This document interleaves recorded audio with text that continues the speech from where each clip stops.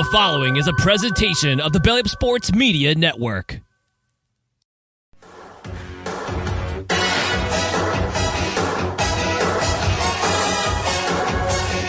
This is the main event.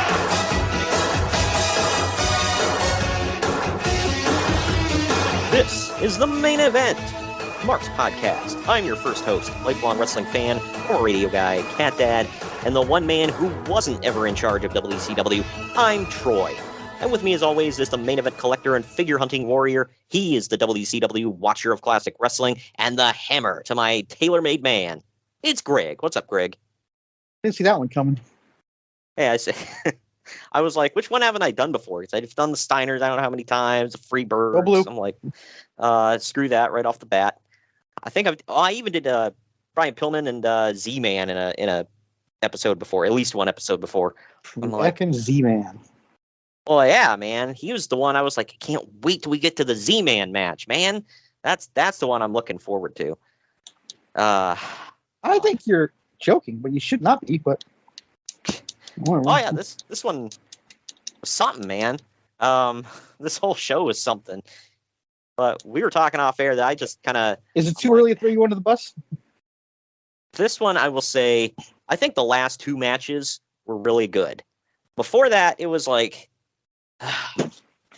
Okay, now I didn't do the research on this. Who is the show? Is it Jim Herd? Well, that's actually our top story is kind of a switch in leadership going on. So it was... I mean, Herd might have helped set it up. I can't not throw him under the bus here with that one. But man, it was like the booking committee were people that you would think would know a thing or two, or at least a few of them were. Don't just be assuming stuff. Yeah, right. It's like, look, you've shown in the past that you have brains, but it doesn't mean you always have brains, I guess. I don't know. And I'll say this, there was quite a bit of talent on this show. They didn't show a damn thing, but there was talent on the show. I don't know how it was this boring. I don't know. But there was some stuff to talk about. You and I can dissect it all and deliver the autopsy on this thing. And there's quite a bit of news and notes to get into. I figure we'll dive into that. Some of these stories are ones that... Head first. Some of these are stories that's like, oh my God, I didn't know about, or at least I didn't know about that they were around this time. Some of them were kind of involved. And there's some legal stuff going on because you can't have wrestling without lawyers. No rape or death? There was no death. There was some maiming. We'll talk about some of that. But no, I don't think there was any death this week. But unless you count WCW as that death, because they're dying, only to be honestly revived. Hard to believe they're still 9 years away from dying. Yeah, right. And the weird thing about it is, they would be brought back to life like Frankenstein, stronger than before, and kicking ass, only to die a miserable death. Taking names and taking ass. Exactly. And also, like Frankenstein, went out in a blaze of glory, just literally burned to ash, because that company was ass in the later times. But either way, we're not talking about the good times today. We're talking about a pretty meh time. There were some good shows in 1992. This was not one of them. But we'll get into all that. First, I want to tell everybody about the sponsor of the podcast. Today's episode is sponsored by Mahler Bros Golf. We all want to look good on the golf course, but it often comes at the expense of feeling good. Mahler Bros Golf has polos that look good and feel good. With their lightweight and stretchy materials that hugs your body, you will feel cool while looking just as cool. Their polos are guaranteed to make you look better, but it's up to you to golf better. On a hot summer day on the golf course, there's no polo that you would rather wear than Mahler Bros Golf signature polos. Mahler Bros Golf has a large catalog of polos with designs for those who want a loud design, and others for those that want a subtle and sleek-looking design. They also have fun t-shirts, hats, tumblers, and so much more to make your golfing experience better. Use code BELLYUP at MahlerBros.com for 15% off.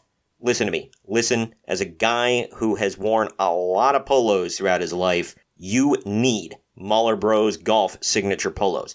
Their polos are a comfortable, slim fit that will make you look and feel good when you're golfing with the guys. There have been way too many times I wore some generic polo shirt out on the golf course and I felt crappy the whole day. My game was off. I just was self-conscious. Not with Mahler Bros. Don't wait to try out your new favorite golf apparel. Upgrade your golf attire with Mahler Bros. Get 15% off at MahlerBros.com with code BELLYUP. That's 15% off at MAHLER Bros.com with code BELLYUP. Turn heads on the golf course or wherever you wear Mahler Bros polos. Mahler Bros Golf. Look good, feel good, play good. And now we're going to get into our first break. We're going to tell you about how you can pick up some great podcast merchandise and where to listen to some of our friends of the show with their own podcasts that do pretty well for themselves. And definitely go subscribe to our YouTube channel where you can go down to Puckberg and jerk the curtain, take the apron bump. Got them all in. And, well, if you go to our YouTube channel, you can listen to Curtain Jerkin' is all current, and also check out wherever you get your favorite podcasts. Where, if you're listening, or whatever. I like to think they're currently listening to their favorite podcast, but that's just me. Yeah, well, exactly. Wherever you get your favorite podcasts, like this one here, you can also do a search for Wrestling Addicts, RASSLIN Addicts, and they cover new stuff. Just like Curtain Jerkin does, and they'll have different takes on it. Jacob Grandi with Curtain Jerkin goes all around the world. Wrestling Addicts, I believe, sticks to the big ones here in America. Giggity. And it's good. It's good fun, good stuff. If you want to hear some takes by fans if you want to hear some good takes from fans like you, you'll go check it out, and they'll keep you entertained. But either way, let's get into our first break here. On the other end of this, plenty of news and notes to dive into, and a leadership change in WCW. Follow the Main Event Marks at Facebook.com/Main Event Marks Pod, on Twitter at Main Event _Marks, and on Instagram at Main Event _Marks and at Main Event Collector. Get ready to rumble in your new Main Event Marks merchandise. We've got t-shirts, hoodies, masks, hats, stickers, pins, and much more on our Redbubble store. That's maineventmarks.redbubble.com. You can also pick up some awesome clothing items with the latest updated show graphics on our Bonfire store. That's bonfire.com/store/main event marks. Support your favorite retro wrestling podcast and pick up some cool swag on our Bonfire and Redbubble stores. That's maineventmarks.redbubble.com and bonfire.com/store/main event marks. By God! Somebody's interrupting the Main Event Marks! Sit down, JR. It's just me, Kyle Sullivan, aka Shaggy Von Doom, your host of Here in Puckburg on the Hockey Podcast Network. I know, a hockey show on Main Event Marks.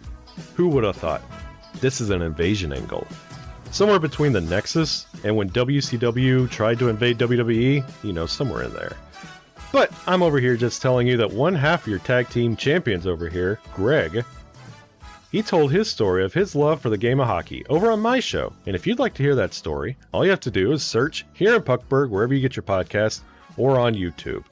In the meantime, Shagamania's got to go run wild on some other hockey show. So, just remember, quote the Raven, nevermore. Take your vitamins, say your prayers, and oh yeah! Main Event Marks are available wherever you get podcasts and on YouTube. Find all of our links on our link tree at linktr.ee/Main Event Marks. And we're back. Do you like your coffee like you like your podcasts? Gimmick and politics free? Well, so do we here at the Main Event Marks, and so do the guys and gals at Coffee Brand Coffee, where they ditch the gimmicks. You see, when you buy your coffee from other roasters, chances are that they've been sitting on the shelf for heaven knows how long. Don't rob yourself of freshness. At Coffee Brand Coffee, they roast to order, ensuring that you get the freshest coffee possible. And as Greg will tell you, that's what counts. Coffee Brand Coffee offers bagged coffee as well as K-Cups, and for the non-coffee people, they offer a variety of teas and cocos. Just click on the link down in the podcast description or go to coffeebrandcoffee.com and use our promo code MAINEVENT, all one word, at checkout to get 5% off your order. That's coffeebrandcoffee.com, and use the promo code MAINEVENT to save 5% at checkout. Cracking anything open today? Oh, there you go. Did you get? It's 4 o'clock somewhere, right? Exactly. I already cracked something open earlier, so I've got my Red Thunder. I feel like you're setting me up there. I'm not even going to touch that joke. Okay. Good Lord. I'm drinking a Red Thunder, which is the knockoff of Red Bull from Aldi. So it's not bad actually. So let's hit that there sounder. That is correct. Shut the fuck up, Dave. Everything that guy just says bullshit. News and notes time. You know what time it is? Yeah, we have a returning segment this week. It's clobber time. Speaking of, before we officially dive in here, so this is news and notes, but it's current stuff. Do you hear supposedly Warner Brothers is saying that they have heard CM Punk is on his way back to AEW? That might be old news by the time this airs. But did not. But I don't read the news really anymore because I find it all to be what Joe Pesci just said it was. Yeah, right. Well, and then I had told you about they made some announcement of they're coming out with like another show. But I guess this one is actually. Now, I heard something about that might be their attempt at a brand split. So. Right. And supposedly that's going to be their way around like getting Punk back. Is he will be on one show and the Elite will be on another show. I don't know what that really accomplishes. It accomplishes the fact that Tony Khan has no spine. The man possesses no junk. And he can't. It's like every 90s sitcom where the dad's in charge and instead of taking care of the kids' problems, he puts them in separate rooms forever. Yeah, right. Like, dude, just like Vince McMahon would never allow something like that. Like, there were always feuds going on in the WWF, but Vince McMahon, for all the crap people talk about him, would never have allowed egos to get so big where it's like they can't even be on the same show with one another. You have to segregate your roster. Like, obviously, WWE has segregated their roster. That's what happens when you're professional. Right. Like, dude, this is a business, man. I realize that it's wrestling and it's a little different, but at the end of the day, it's still a business. I don't know. Like, I've worked with people that, didn't get along, whatever, but you know what? They sucked it up because you're at work. Put it aside, man. Like, I don't know. Especially with you. You want to tell me that they can't make any money off of Punk versus any member of the Elite? Like, come on. Him and Omega has to be the main event for Wembley, or it's not going to do well. You would think, but if they're that damn immature where they just can't, suck it up and shake hands, say you're sorry, get the F over it. Like, there's money to be made. Like, that's the entire point of this. You're not doing it for kicks and giggles, man. Everybody keeps talking about, what if it's successful? I don't measure success right off the bat in pro wrestling. Whether they're successful and they try again and it fails. Then was that first one really successful? Yeah, right. It's all WCW was sustainability. Well, we talked about WCW was successful for 3 years? I'd say. Well, they were successful for 95, 96, 97, and 98. So 4 years. They weren't beating the WWF. I was just saying, like, financially they were successful. By 99, I think, is when they were really losing a crap ton of money. But yeah, like you said, sustainability. Tony's got money, bro. Right. But yeah, it's staying power. Like Roman Reigns, Hulk Hogan, they had staying power. Like them or not. Like they clearly make money because Roman is, everybody's like, I like the talk online of, well, isn't the Roman Reigns bloodline stuff getting boring now? By the way, we're going to sell out every show. Like, yeah. And you can also make the argument that it's not 100% Roman drawing the house, but he is the guy. I'll tell you exactly what I tell our buddy over at Apron Pump. You can't be using logic on the internet, dude. Mm-hmm. Never does you well. Don't be using logic. What show was it you said that just sold like a ridiculous amount of tickets? SummerSlam. Yeah. So, which I'm gonna probably be safe in assuming that Roman Reigns will be headlining. But I'm sure everybody else thinks that too. But no, he's boring now. Let's move on from the guy that's been making us tons of money for the past. This is the exact same argument I had with those idiots to say they need to stop making those Fast and Furious movies. Yeah, every one of them grosses $1 billion, but yes, please stop making them. We don't need all that money anymore. Stupid. And I don't personally like them, but I don't personally like them, but they need to stop making them because even though they're all successful, making $1 billion a piece, that means they need to stop making them because you don't want to keep seeing the commercials. Maybe you watch too much TV or something. I don't know. Well, that's what I was going to get at. Arguments. Like I personally don't like those movies, but there are a lot of movies that I don't like that make quite a bit of money. So if you're making a lot of money at it and you're not like low budget crappy movies that end up making a profit, they make that money because they didn't spend a lot and they made a lot. Or even if they did spend a lot, they made even more. So, whatever. You can whine and cry and whatever all you want about it, but it's like, I can just not watch them. Like, that's a pretty simple solution for me. I had the same thing with the Harry Potter movies. I never watched them. I didn't give a damn they kept making them. Yep. And they're so damn successful, they're going to remake them into a series because soon to be Max, which I think is a dumbass name, but they need money. Sounds like your 6-year-old kid who plays football. Yeah. Come on, Max. Yeah, we're no longer HBO Max. We're just Max. Like, wait, what? Like, you mean to tell me you've been like think tanking this stuff for a while, and the best you can come up with is let's drop the HBO. It's just Max. I said the same thing about Renee Young's podcast. Did you see she changed the name of it? No. It was it was called Oral Sessions, right? Oh God. Yeah, I forgot. And Max Caster had a lot of fun with that in a rap, by the way. I'm sure he did. And she changed it to just the sessions. I'm like, wow. Ooh. So you took one name off and put an S on, or no, didn't even put an S. It was She just took one name off. Good God. It's like when Chelsea Green was talking about she wanted to make a podcast or something, and she's like, oh, I'm looking for names. Nothing with the word green in it. I was like, oh, God. And then she calls it Green with Envy.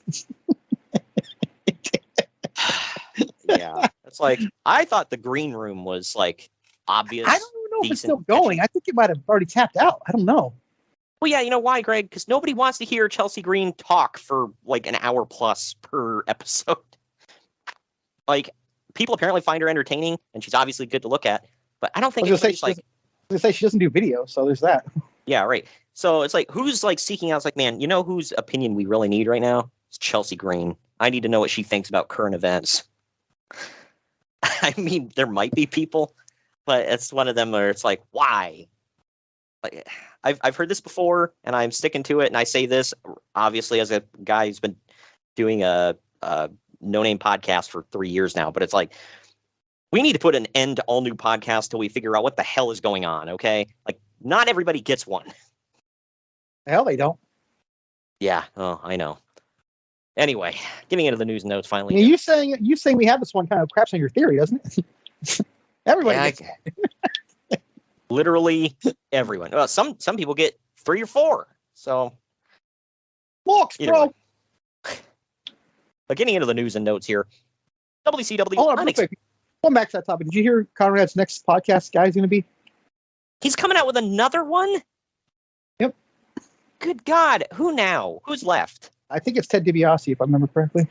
Oh, okay. Well, that's not bad. I was thinking it's going to be somebody obscure, like. Also, I think I'm gonna say I'm pretty sure there's no more William Regal, right? So. Right. Did he have a show with Regal? Yeah, it was called something Gentleman.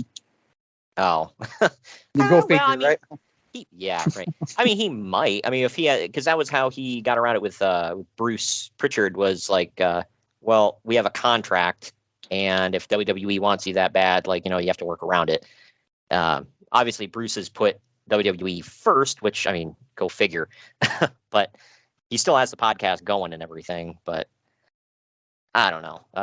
DiBiase could be good. But then again, I mean, Arn Anderson's perspective. I'm like, you look at, like, he can cover, like, 80s and stuff. And to my knowledge, WWE 80s is kind of left out as far as a first person perspective goes. He was a bright-eyed, bushy-tailed rookie in like the early 80s, like back in like Mid-South and stuff. So, I mean, he can talk about that. He can talk about his dad, obviously the WWF days. Just Virgil, squeeze some more money out of Virgil like everyone does. Oh, hell yeah, man. Have him as a guest on the show. That'll draw in the tens. but anyway, getting into the news and notes here. Top story. WCW unexpectedly, I can't talk today, hired Cowboy Bill Watts out of nowhere to be the new vice president of wrestling operations. Speaking of Boomer Sooner, Bill will report directly to Bill Doo, with the booking committee, Dusty Rhodes, Tony Schiavone, Jim Ross, and Jim Barnett, reporting to Watts, and Kip Fry will be shuffled out over to the marketing side of the promotion, which I want to pause right there. Kip Fry took over when they crap-canned Jim Herd, and he was in control for like less than a year, I want to say. And he wasn't like a wrestling guy. He basically delegated all of his duties because he was like, they looked around, they were like, well, we don't want Herd. Who do we have left? Kip Fry, you're in the room. Take over. And I think he himself admitted, he's like, I don't know anything about this. So he delegated most of his duties, and he was more than happy to go back to marketing. Supposedly he was good at that kind of stuff, but... Have you ever seen Moneyball? Yeah. You remember that scene when Billy Bean goes in there and he has the argument with the head scout because he wants a new contract? He says, you're fired. He walks in and finds some kid. He goes, what's your title here? He said, I forget what he said. He said something like Bat Boy or something. He goes, congratulations, you're promoted. You're the new lead talent scout. Wow. I imagine that's how it went with him. But anyway, it should be noted that during the reign of Jim Herd, Bill Watts openly stated that the only way he would work for WCW was if he got Herd's job and reported directly to the president of WCW. Bill's main mandate is to turn the god-awful house show business around. Yeah, that house show business would never turn around. House shows, they were not fully aware at this point, but house shows were dying a miserable death. Not necessary. Yeah. Well, back during this time, they didn't get it yet, and they didn't have big stars, and it wasn't a big boom in the late 90s when WWF was going gangbusters in the Attitude Era. WCW was doing the stuff with NWO. They drew some pretty big numbers to house shows because they had stars on these shows. So you would get an Austin and a Rock on a house show. You would get a Hogan sometimes in once in a blue moon, or at least other members of the NWO. So they would draw money, and some people were actually like, "Oh, WCW or WWF's coming to town. I don't care if it's not televised. I still want to get tickets." Nowadays, it's like, "Huh? Oh, it's a house show. I'm good." I don't think I've ever been to a house show in my life. I have one time, and it was because it was Starrcade when they had it in Cincinnati. That was fun. And Bray Wyatt made a surprise return when he had taken one of his year sabbaticals to do whatever the F. He's currently on one now. Yeah, right. Bro, he went home to cry, bro. Well, I don't want to disparage. I don't freaking know. I just know, dude, when you take that much damn time off every so often, it's there's something going on, man. I don't know if it's him or whatever, but it's you can't get anything going like that, man. Whatever. Either way, the latest Omni show drew a paltry 1,100 people, which was one of the smallest wrestling crowds ever there. However, and that's a hotbed, by the way. That's like Madison Square Garden and the Cow Palace. Usually an automatic sellout. Right, yeah. The Omni at that time was their MSG, and they didn't go well. But since Bob Dew runs that arena and has a personal stake in improving attendance, that likely explains how Bill Watts was miraculously hired and then given the house show improvement mandate so strongly. Yeah, well, that again, it didn't turn around. Didn't get. I like how his idea was, we got to fix the house show thing, and Bischoff came in. Oh, we're getting rid of him. Period. Yeah, right. He did the opposite. It's hey, we're owned by a television company. Maybe we should, I don't know, produce good TV. Bill Watts is no, we got to make them pay to come to the arena and see things that aren't televised. Lose money. Yeah. In theory, I guess I understand. It's okay, you want to, it's well, the cool stuff happens, not on TV, so you have to pay to come see it. But if nobody's watching your TV, who gives a crap if they can see something that they're already not watching? It just doesn't make sense. This one I did not know was a thing, but the Lightning Kid had his tryout for WCW at Center Stage and looked tremendous. Yeah, that's not going to work out in WCW. For those that don't know, the Lightning Kid was Sean Waltman, 1-2-3 Kid, whatever the hell you want to call him. But wasn't he just, when he came into WWE, wasn't he just the Kid at first? Yes, but he definitely had the Lightning Kid attire on. Right, yeah. And then they were like, quick, let's just slap a 1-2-3 over it, damn it. Yeah, pal, that's what you got to do to win a match is count 1, 2, 3. Yeah, it makes sense, damn it. The name is logical. They'll love it.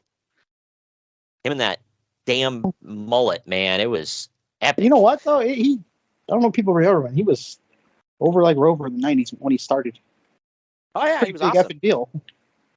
Yeah, he was a BFD, man, big effing deal. Then he goes to WCW, and it was like, oh, yeah, you're here. And it was like cool for a second, and then it was just like, he's just another guy in the NWO. He's on my list of most underrated wrestlers ever. Yeah, right. Well, and then by the time I remember when he came back to WWE, WWF, I did not. With the very first ever pipe bomb, yeah. Right. I didn't watch WCW when he was there, so I didn't know he was even there. I remember him as a 1-2-3 Kid, and it took me a bit. I was like when they started talking, I'm like, wait a minute, is that 1-2-3 Kid? He literally came out like 6 with a DX on. Yeah, right. I'm like, it took me a minute because I had no idea that 6 was a thing. So I just remember him as 1-2-3 Kid, and I'm like, well, this is different. And I'm like, that's not what I remember from the old VHS tapes. What are those? Yeah, Vahus?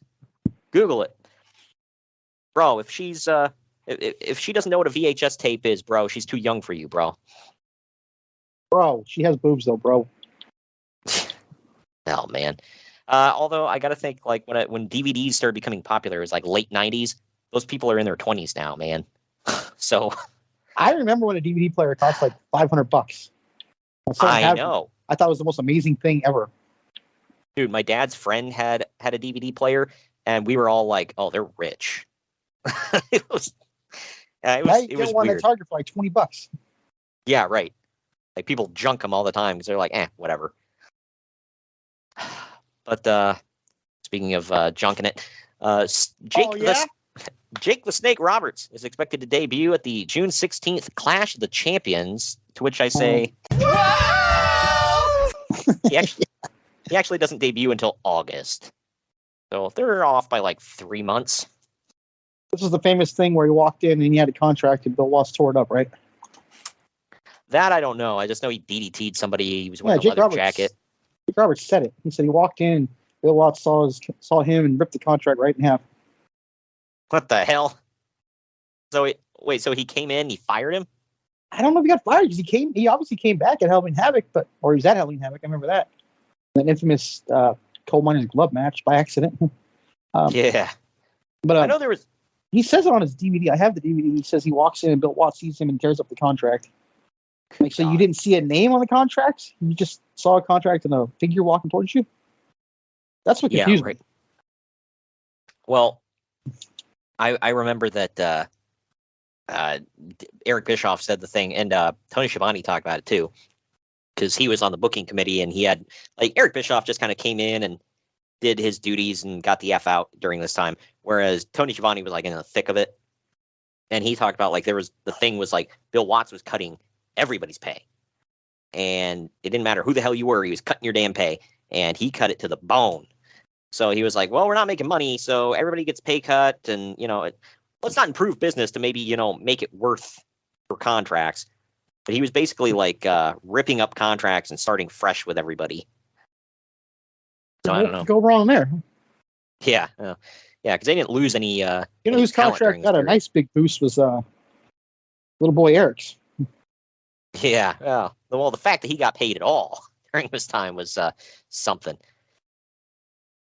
But this story is that's the worst example of nepotism in history. I would put that that up there along with Garrett Bischoff was another one. Well, he didn't do much though, so can you really say that? He was heavily featured in TNA Greg for a Gagne while. maybe next one. Greg Gagne and Larry Zbyszko are two. Larry by association, because he was just like the son-in-law. But it's funny that like you and I talked about that. Vern's looking, it's like, crap, who can I guarantee will never leave me? Well, there's my son and my son-in-law. Let's give the world title to the guy who's not technically related to me, because my son sucks so bad. This next one, this guy is in WCW, but it's kind of outside of wrestling news, but effed up. I've heard about this stuff before from him. Harley Race is in a legal battle over a boating accident in 1990, as Brenda Willison claims that Race was drunk and reckless when he rammed his boat into Brenda's boat 2 years ago. Race's lawyer thinks that Harley should be hailed as a hero because he helped pull the woman and her husband to safety from the wreckage, although Willison suffered a broken back and has been in a wheelchair since the accident. Testifying against Race was his ex-wife, who claims that he was so drunk that she refused to ride with him. Race's lawyer pretty much claims that his ex-wife is just being nasty about their whole divorce, and that seems to be how the jurors are taking it as well. Oh yeah, get a disgruntled ex-wife to testify against him. What can go wrong there? Wow. It's not like she has a reason to, talk crap about him or anything. Yeah, I mean, I don't know. I've heard of stuff like this from Harley Race before. So he would supposedly, get pretty toasty and get behind the wheel. Allegedly. So This is the same guy that showed up with a gun to shoot Hogan too. yeah, right. And I don't know how many times, like, multiple people have said they refused to ride with him because he would drive at over 100 miles an hour, like, everywhere, and he was just like freaking reckless as hell. But he actually that is the second Fast and Furious reference we made this show. Wow. And he I guess his first wife died in a car wreck with him behind the wheel because supposedly he was speeding and got into a pretty bad wreck and ended up killing her.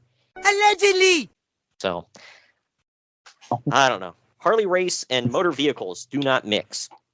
His name is Race, dude. What is everyone missing here? That should tell you all you need to know right His there. first name is a damn motorcycle. Well, and he's an old gruff white guy from Missouri, so I'm sure he loved him some Missouri. NASCAR. Yeah. Oh God. I'm sure he loved him some NASCAR. So There was one sport worse, and I use that word loosely. One sport worse than soccer. There it is. Yeah, it's up there. But anyway, You know what I can do? I can accelerate the gas 500 miles and make a huge left turn. Man, this is yeah, a crazy sport.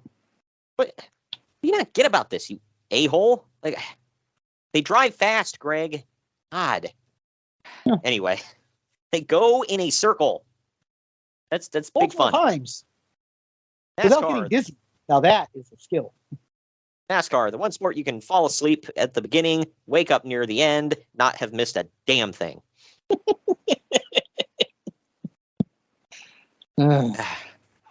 Yeah, I can't fathom like sitting there through that whole thing and like being invested. It's the same thing over and over. Occasionally, you'll get somebody to pass somebody else. I don't know, but I know Pass a goal stand. we're gonna piss some people off, but I can't help it. I'm sorry. It sucks, dude. I don't get it. Oh, well, when you're there live, you got the revving of the engines, whatever. It's like, I'm sorry. If I hear revving engines for hours, I'm gonna bash my brains against the wall. I live in California, okay? I just go to the damn freeway if I want to hear that. Yeah. Yeah, I'm sorry. It doesn't take 40 laps to decide a winner of a race. All right. At that point, it's like, what is going on here? Point A to point B in a quarter mile. That's where I draw the line. Yeah. But there's nothing new concerning Sid right now. But the WWF is What still about Sid? WWF is still expecting him back at the end of his 6-week suspension. The smart money is on Sid taking the entire summer off and then returning to the highest bidder. Oh, He why goes would to Mr. Electricity, I'm pretty sure. Yeah. Oh God, I forgot about that. Well, Greg, why would he take the whole summer off? What could he possibly be doing that would take a few months? Involves, I don't know. Maybe going on a hike or something? yeah, I don't know. Maybe something involving a It looks like a baseball, but it's a little bigger, a little softer, and Yeah, it's right up there with NASCAR as far as sports go. Anybody hit a big old softball with a bat. You throw it underhanded. Yeah.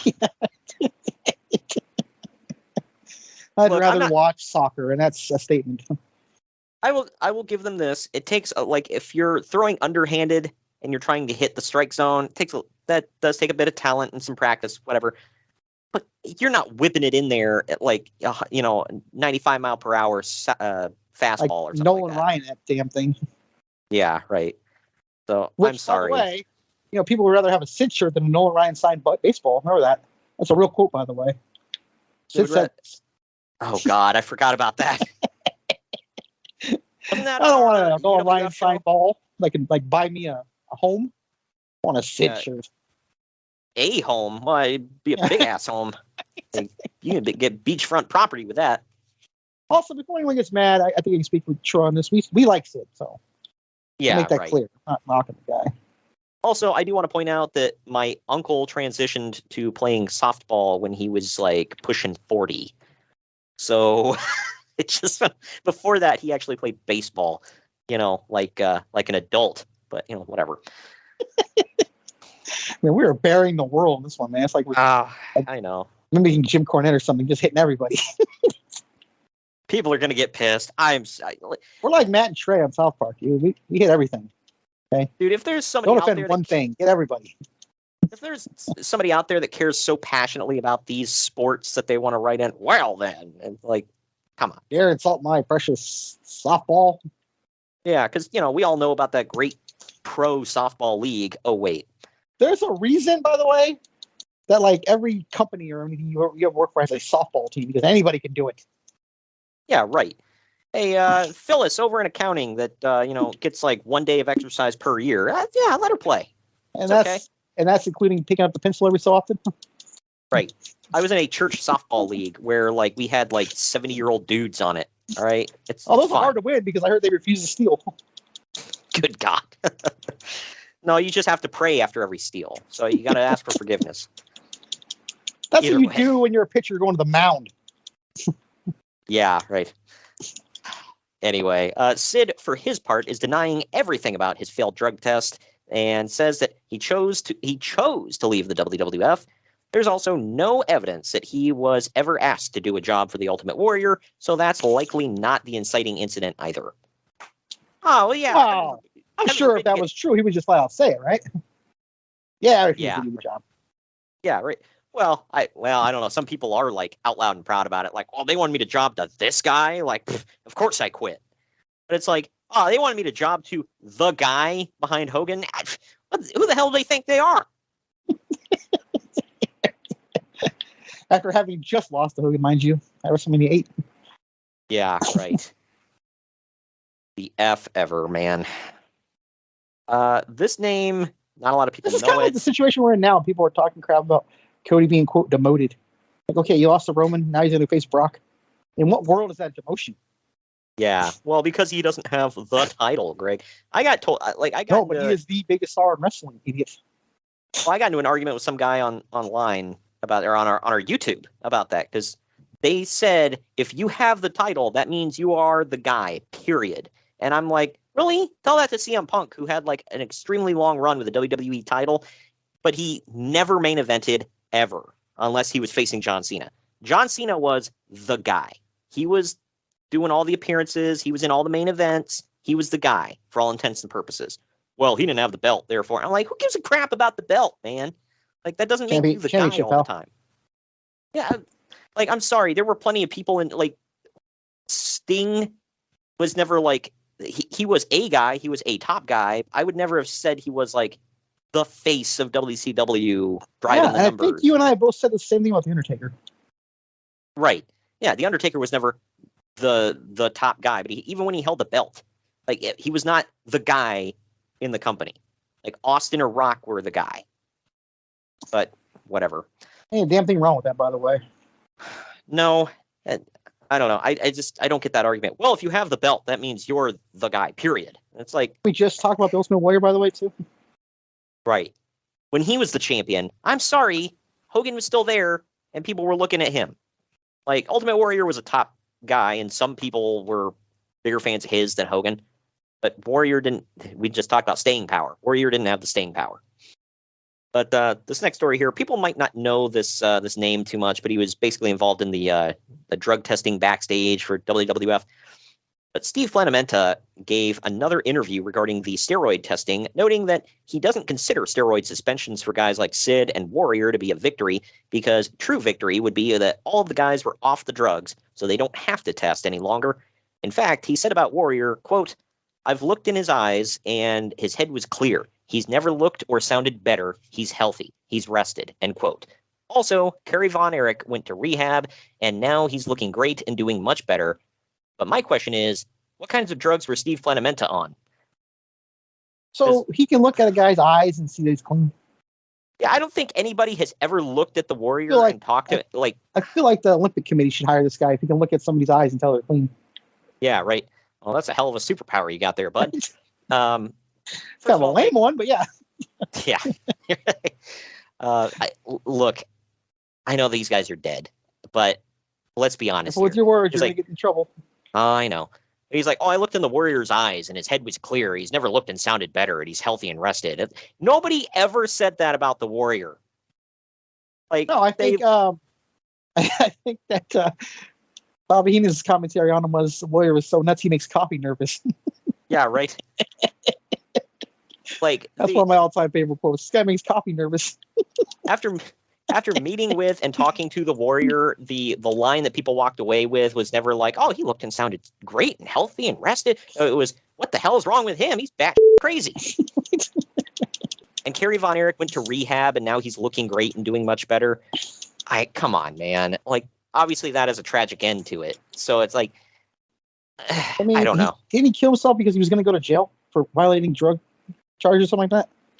Yeah, it was a bunch of drug issues and some other stuff, I believe. It was like a 7-year sentence. I'm in no way poking fun at this or nothing either. It's horrible, No. but it's like, no. Yeah. Was this guy a Warrior fan or something? Dude, I don't know, but like the 100 since forgive that actually if you're going to stick up for someone you were a huge fan of, but since the mid 80s, nobody has ever said, "Oh, well, Kerry's looking healthy and competent and doing great." No, and that's sad, but it's true. Like, nobody's ever been like, "Oh, Kerry is on the right path here." Like, I had told a story on another. Did look good, to be fair, but oh well, yeah. But I mean, we had reviewed. Was it Super Clash 3 where he faced Lawler? Yeah, I think it was 3. Yeah. Now the archives. Yes, and Obviously, at the beginning of their match, right? At the beginning of their match, he's taken off his ring coat, and then like you can see he's effing with his arm. And I brought this up in our review. He was supposed to blade in the match, which boy did he ever. And he's effing around with the blade backstage, slices his bicep open, and he's got an open wound. So Lawler had to figure out, well, how the hell am I gonna now I got to work his arm in the match to make it seem like I busted him open. So and who plays an arm besides Chris right. Jericho on AEW? He did that recently. Not recently, yeah. Well, a lot of the deathmatch guys will do that crap, which is effing it stupid. was the deathmatch, by the way. Yeah, go figure. And then there was a story I had heard about. Ric Flair was supposed to do a tour where he faced Kerry like multiple nights in like it was like a month-long tour or something where he faced Kerry. Just a moment to laugh at the fact that we're talking about blading and you go right to Flair. Sorry. Yeah. Right. That was too obvious. But he would Flair was supposed to face Kerry like I think in a cage for the NWA title like every night for a couple times a week for a month or something like that. And after the first night, it went so poorly. He comes backstage and he threw the title at somebody and was like, "Here, you work with him the rest of the effing month." And I'm like, damn. That's that's bad. And Kerry was supposed to be a good worker, but when he's under the influence, nobody's a good worker. So I don't know. I mean, go back to that Jeff Hardy incident. Yeah, right. Unless you believe, the crap that Bret Hart says when he talks about British Bulldog, being under the influence at SummerSlam '92. I don't know if I believe that or not, because that match is amazing. There's no way in hell someone could be under the influence and have a match like that. Well, according to Bret, that was all him. So there you go. which I would tend to say, bullcrap, no effing way. But he did squeeze a really good match out of Tom McGee, who was worthless. So That was, God, so overhyped, though, man. it wasn't like Yeah, a like a 5-star match- classic. They act like that was Undertaker and Shawn Michaels WrestleMania 25 or something. I know. Dude, settle down, man. The lost tapes, man. It was like Indiana Jones and the in the Last Crusade, where he's like looking for the Holy Grail. Like, it's it. Yeah. This is it. I found it.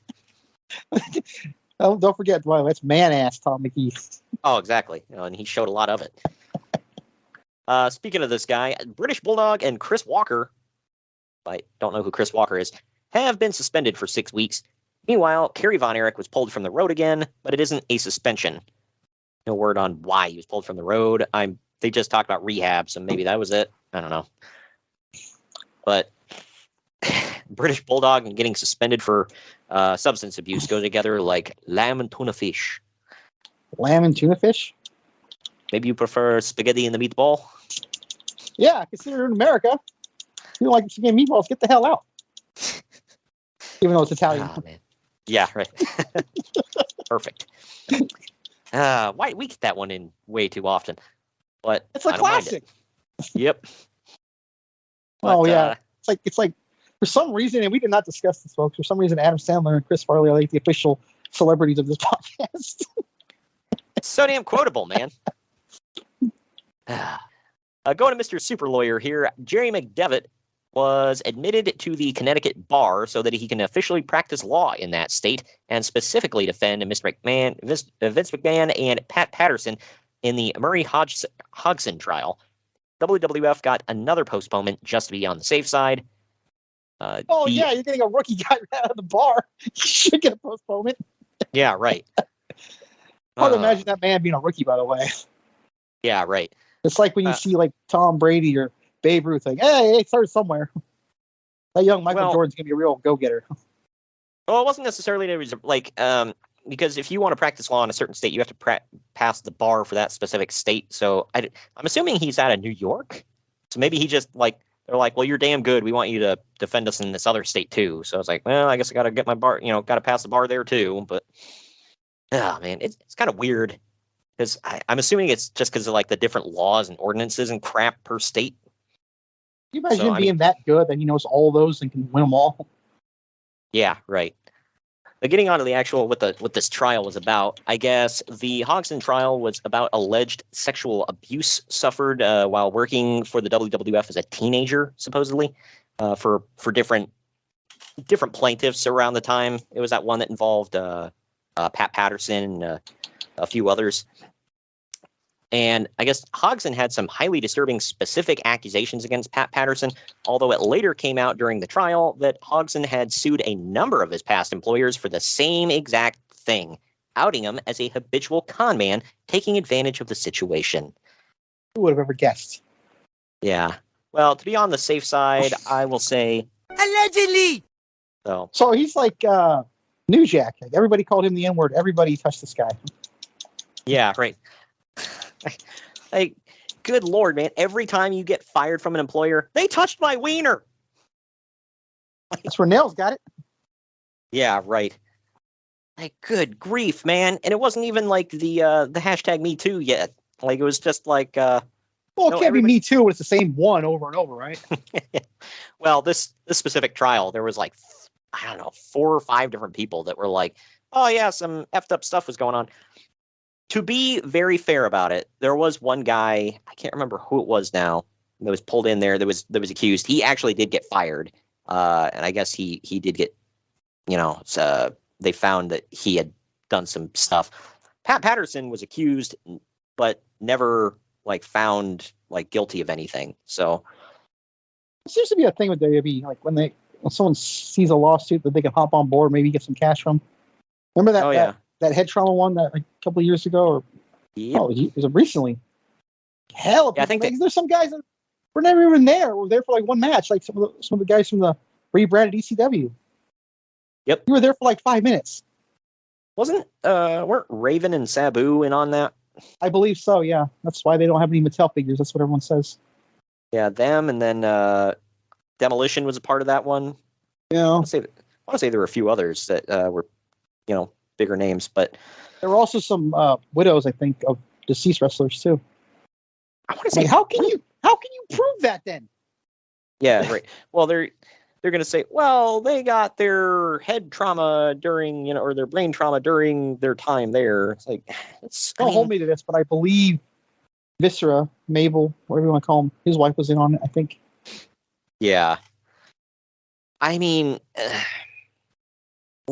I don't know. I don't know how to word it specifically, but it's like you're assuming a certain kind of risk. I mean, they literally say it's not ballet for a reason. So, you also got to take into account, like, if you were everywhere else and only here for like once, how can you prove the one that you were here for is what did it to you? right? Yeah, they're just piggybacking at that point.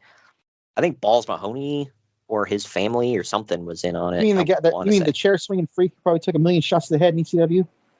Yeah, well, that was another thing. I got into a discussion with somebody about that, and I'm like, well, if it happened in ECW, how can you sue WWE over it? And he said, well, since they bought they basically bought up ECW or absorbed it, whatever, you assume all their legal stuff moving forward. And you just happen to now do it when someone else owns it that has money? Yeah. That's a small fishy. Yep. Either way, we're having a segment return to the show. We haven't done this in a while.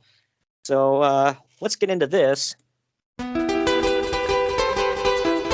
What's going on in Mexico? Something involving Conan, no doubt. Actually, no. Well, I don't. Well, think actually, so. Okay, so he is in the story, but it's not about him. Color me shocked. Well, this is actually a really big story. So I was like, I have to include it. But there's more on the split of EMLL in Mexico, which was announced to the public on May 7th. It's the old name for CMLL. I can't remember what the E stood for. The whole name is in Spanish, so I don't freaking know. I failed Spanish. But yeah, I don't know exactly when they became CMLL officially, but yeah. Either way, but Antonio Pena will launch his new promotion. I just told you I failed Spanish, so bear with me. El Asistencia Asesoria Administración. I butchered that, but whatever. Or AAA. Say that for short. And he announced the signing of 32 wrestlers to stock his roster. These include El Hijo del Santo, Octagon, and Conan, along with CMLL champion Cien Caras, Fuerza Guerrera, and Blue Panther. Not only that, but Pena controls the midgets, and he who controls the midgets controls Mexican wrestling. That is a phrase. Is that a real sentence? That is a phrase I said. I don't know if that's exactly true, but I will say this. Midget wrestling is not a joke in Mexico. I mean, they do little haha spots, whatever. But it's not treated as a joke down there. Like it's like some midget luchadors are just as popular as the taller ones. I don't know how else to word that, but the non-midget ones, I'll say. But yeah, it's actually treated with respect down there. Like, the one that was with Matadors. What was his name? El Torito. Yeah, he was a big name down there. I'm not going to tell you exactly what it is right now, but he was very famous down in Mexico, and I think he ended up going back and doing stuff back down there after he left WWE. So, but you can expect a ton of title changes or at least vacancies right away as EMLL desperately tries to get the titles off of the guys before they jump ship. Also, to your point, we're gonna strip on the titles, bro. We have tournaments. Yeah. Everybody, turn in your titles, bro. Tournaments, bro. Gonna be on poles. You're gonna have to pull them down, but you still don't win, bro. There's a second stipulation, bro. Anyway, but to your point, I see. Oh, Conan jumping from company to company. No, I don't think he's ever done that before. Yeah, no, he didn't hopscotch around and give everybody the finger and whatever. No, never. But I mean, honestly, if you look at that list, I can see why AAA got pretty popular pretty quickly. Because I mean, El Hijo del Santo, Octagon, Conan, Cien Caras, Fuerza Guerrera, Blue Panther. Those are all pretty big names down in Mexico. So, man, I don't know what facilitated the split, but when you've got that many big names jumping ship, like something happened. The guy who ran EMLL must have pissed some people off. That's all I know. But last story from Mexico is Andre the Giant is doing one last tour of Mexico with the UWA and is absolutely packing them in. So UWA, for people that don't know, usually ran like bullfighting arenas. So like the round area where the bullfighting would take place, that's where they would put the ring. And they're pretty big venues, but they had like bleacher seats and stuff, I believe. So they would you're drawing full houses for Andre the Giant, who unfortunately couldn't move very well at this point, but he's there. That's all they cared about. Was this before or after he went to the UWF? Was Andre in UWF? Oh yeah, that's right. He showed up there once. Yeah. He never wrestled a match. Didn't he just come out on crutches or something like that? He came out and apparently the next week he was back in WWE. Oh yeah. I think, and he basically did that same reason. He showed up at was it one of the Super Brawls in WCW? I think it was Slamboree, the Legends reunion. That was at Slamboree. Yeah, he showed up there. Basically, it's like a middle finger to Vince. It's like, what did Vince do? Just tell you can't wrestle anymore? Like I don't. Was that his final ever appearance in wrestling too? I think so. Yeah, he went over to Japan and did matches over there where they were all like tag team matches, so he could basically just stand in the corner the whole time. But yeah, that was his last match in WWE as well. WrestleMania 6, I believe. He just stood there and let Haku wrestle the whole match. Yep, and then he'd come in and do like one chop or some crap like that, and that'd be the end of it. Yep. Now, speaking of Japan, though, the Great Kabuki called a press conference to announce that he was not going to FMW after all, so the FMW Super World of Sports deal is probably dead. Yeah, maybe Great Kabuki didn't want to be in an exploding ring? I mean, just a guess. For the record, I don't know if they were doing exploding rings in 92, but it was close enough to this time. Doesn't matter the era, dude. Garbage matches happen all the time. Dude, I saw this match. I want to say it was Kyle from Apron Bump might have shared a clip. I could be wrong, but it was Onita versus Chono. And I'm like, I have never wanted to not watch a match so much in my life. Like, I hated Chono. Yeah, right. I hated Chono. I hated Onita. This is for some reason they're treated like gods in Japan. I think they suck. So is Bob Sapp, don't forget. Yeah. And Scott Norton doesn't suck, but he's one of them where I'm like, why? Like, him? Why him? I don't know. But anyway, the UWFI crowned their first champion on May 8th as Gary Albright, likely the second toughest man in wrestling after Dr. Death, by beating Takada by knockout with a series of suplexes to claim the title. Well, I think Bart Gunn may have a say in that. Koji Katao also debuted for the group, knocking out Kazuo Yamazaki with a kick to the face and adapting quite easily to the new style. Lou Thez was on hand to put over the group and called everything in the U.S. a circus. But yeah, dude, because you wrestled when it was like you put on little trunks and like a small pair of boots and then rolled around on the ground humping each other, so... No knee pads, no elbow pads. Ironically enough, that stuff did start off in the circus. So, whatever. But UWFI was kind of like a worked shoot promotion. And that was the one, if anybody hears about the old myth of that AEW. Eric Bischoff, Eric Bischoff ripped off the Japanese storyline for the NWO.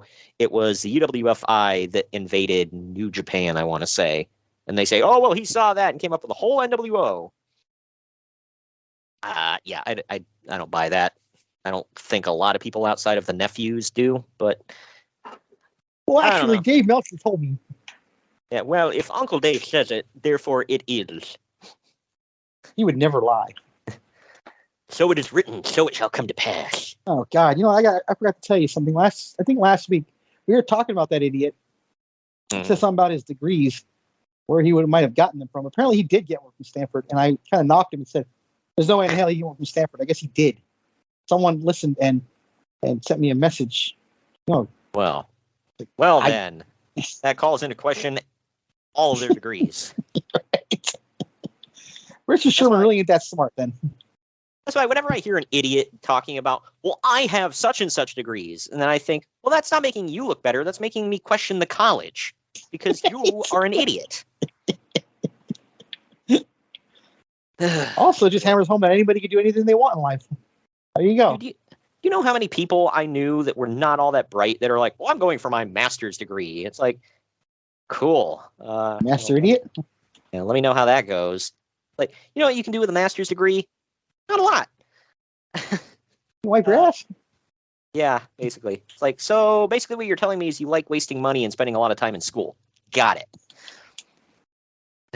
I do not. But either way. Does that pay the bills? Yeah. No, it takes money from those bills. But you know what, Greg? Let him call. Good Lord. To Dallas for the Global Wrestling Federation. Their TV taping was down to 319 people at the Sportatorium for a show filled with the cheapest possible Dallas local talent, doing matches stretching to ridiculous lengths, and the same. Any chance some loser named Steve Austin was on that card? Well, no, he had moved up to the big leagues of Atlanta at this point, but and it was the same 10 people working multiple times. Go figure. Like, why are you even open at this point, man? It's like, oh, well, business has got to pick up at some point. No, it's not. You were able to con 319 people into coming to the Dallas Sportatorium. Good for you. Or you found the 300 biggest idiots in Dallas. Right. But GWF is still advertising full steam ahead with Eddie Gilbert defending the North American title, even though he literally showed up on a competitor's TV show last week and pretty much told GWF to kick rocks. Hot stuff, Eddie Gilbert. That is correct. We mentioned Chris Farley earlier, so there you go. But to explain his absence, GWF Now, we have announced... no female listeners probably, but if there's any guys that swing that way, can you please let me know if he really is hot stuff? I always wondered. But they announced to the crowd that Eddie's plane was late and he was unable to make the show, so Dutch Mantel advances in the tournament for the title. Until then, no one knew that... Because that's a replacement for Eddie Gilbert. Dirty Right. Dutch. Well, until then, nobody knew that match or the tournament was even happening. So they made an announcement for something that nobody even knew anything about.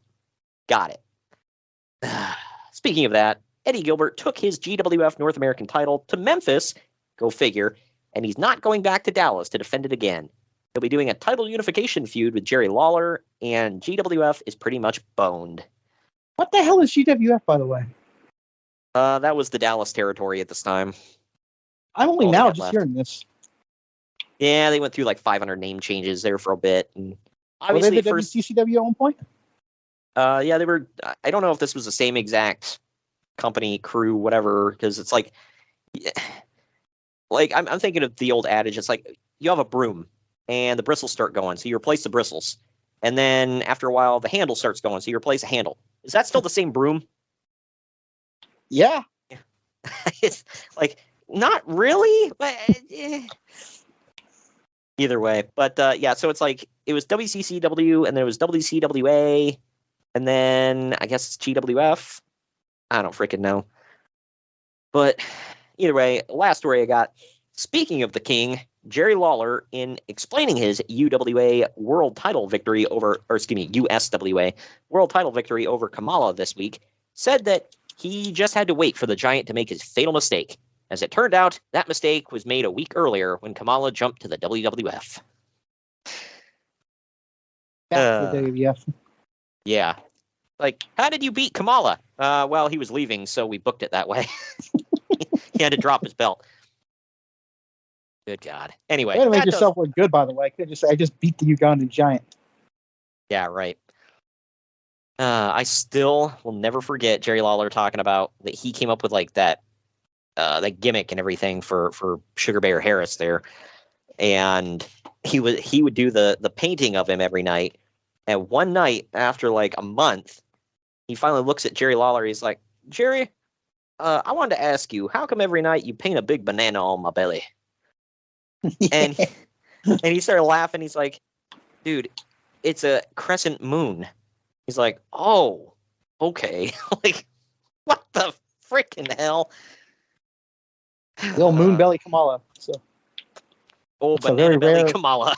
It's a rare wrestling figure. You ever find that's worth like $80,000 or something like that?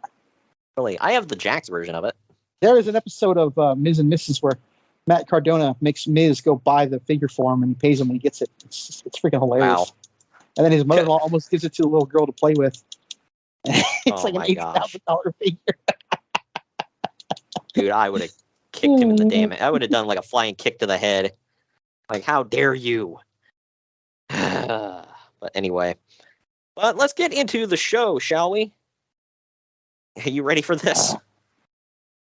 I mean, I was ready to watch it when it came on. I wish I had turned it off, so I'm kind of ready. Yeah, I had to fight the urge to like. I kept having to force myself to pay attention during the show. That's the downside of having a Nintendo Switch. You just pluck it on anytime you want. Yeah, right. I was doing a bunch of other things, like working on my novel and doing artwork for the podcast or whatever, and I'm like, oh yeah, I'm supposed to be watching this damn thing and taking notes.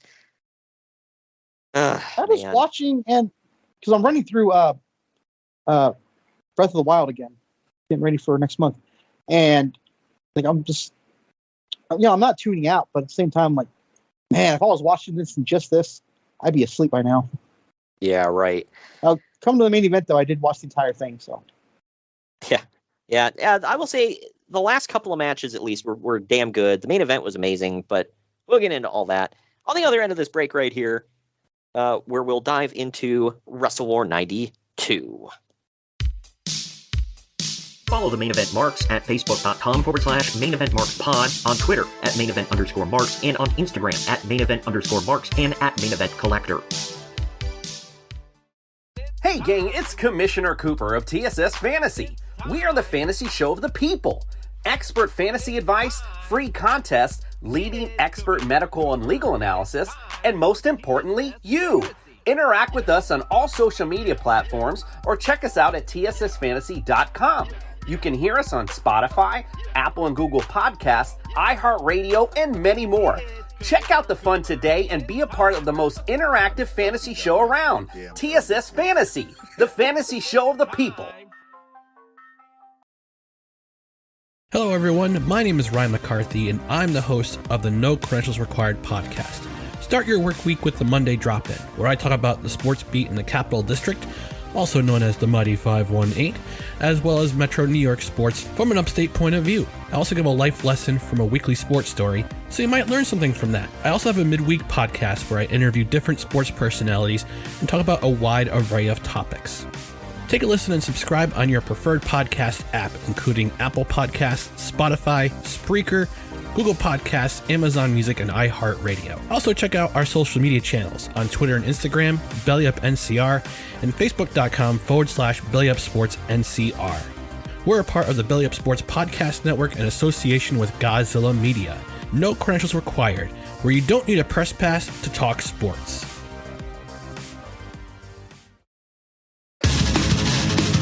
Main Event Marks are available wherever you get podcasts and on YouTube. Find all of our links on our link tree at linktr.ee/Main Event Marks. And we're back. It is WCW WrestleWar 1992 on May 17th, 1992. The tagline, and this is a long one, destroy or be destroyed. One team will stand, one team will fall. In a match so brutal, it can happen only once a year. Right. I wish it was more than once a year, because last night's Raw set up a good one, man. But the venue for this one was the Jacksonville Memorial Coliseum in Jacksonville, Florida. The attendance was 6,000, and the buy rate was 0.61. So this was the final WrestleWar ever. They had 4 in a row. They ended it in 92. Don't know why they wouldn't keep like the legacy one, but whatever. What did they start having in May after this? Was this Slamboree they started doing? What? Wait, say again? In their May pay-per-view, was it Slamboree? Yeah. Okay. I don't know. Like, I mean, that name is okay. It's like, you're like, forget WrestleWar. I don't know. Maybe the trademark lapsed or something. It's just, I don't know. But either way, the one commentary team, I don't know why they had to have multiple, especially when one did nothing. The first one is Tony Schiavone and Eric Bischoff. Tony Schiavone with a haircut, by the way, which shocked the hell out of me.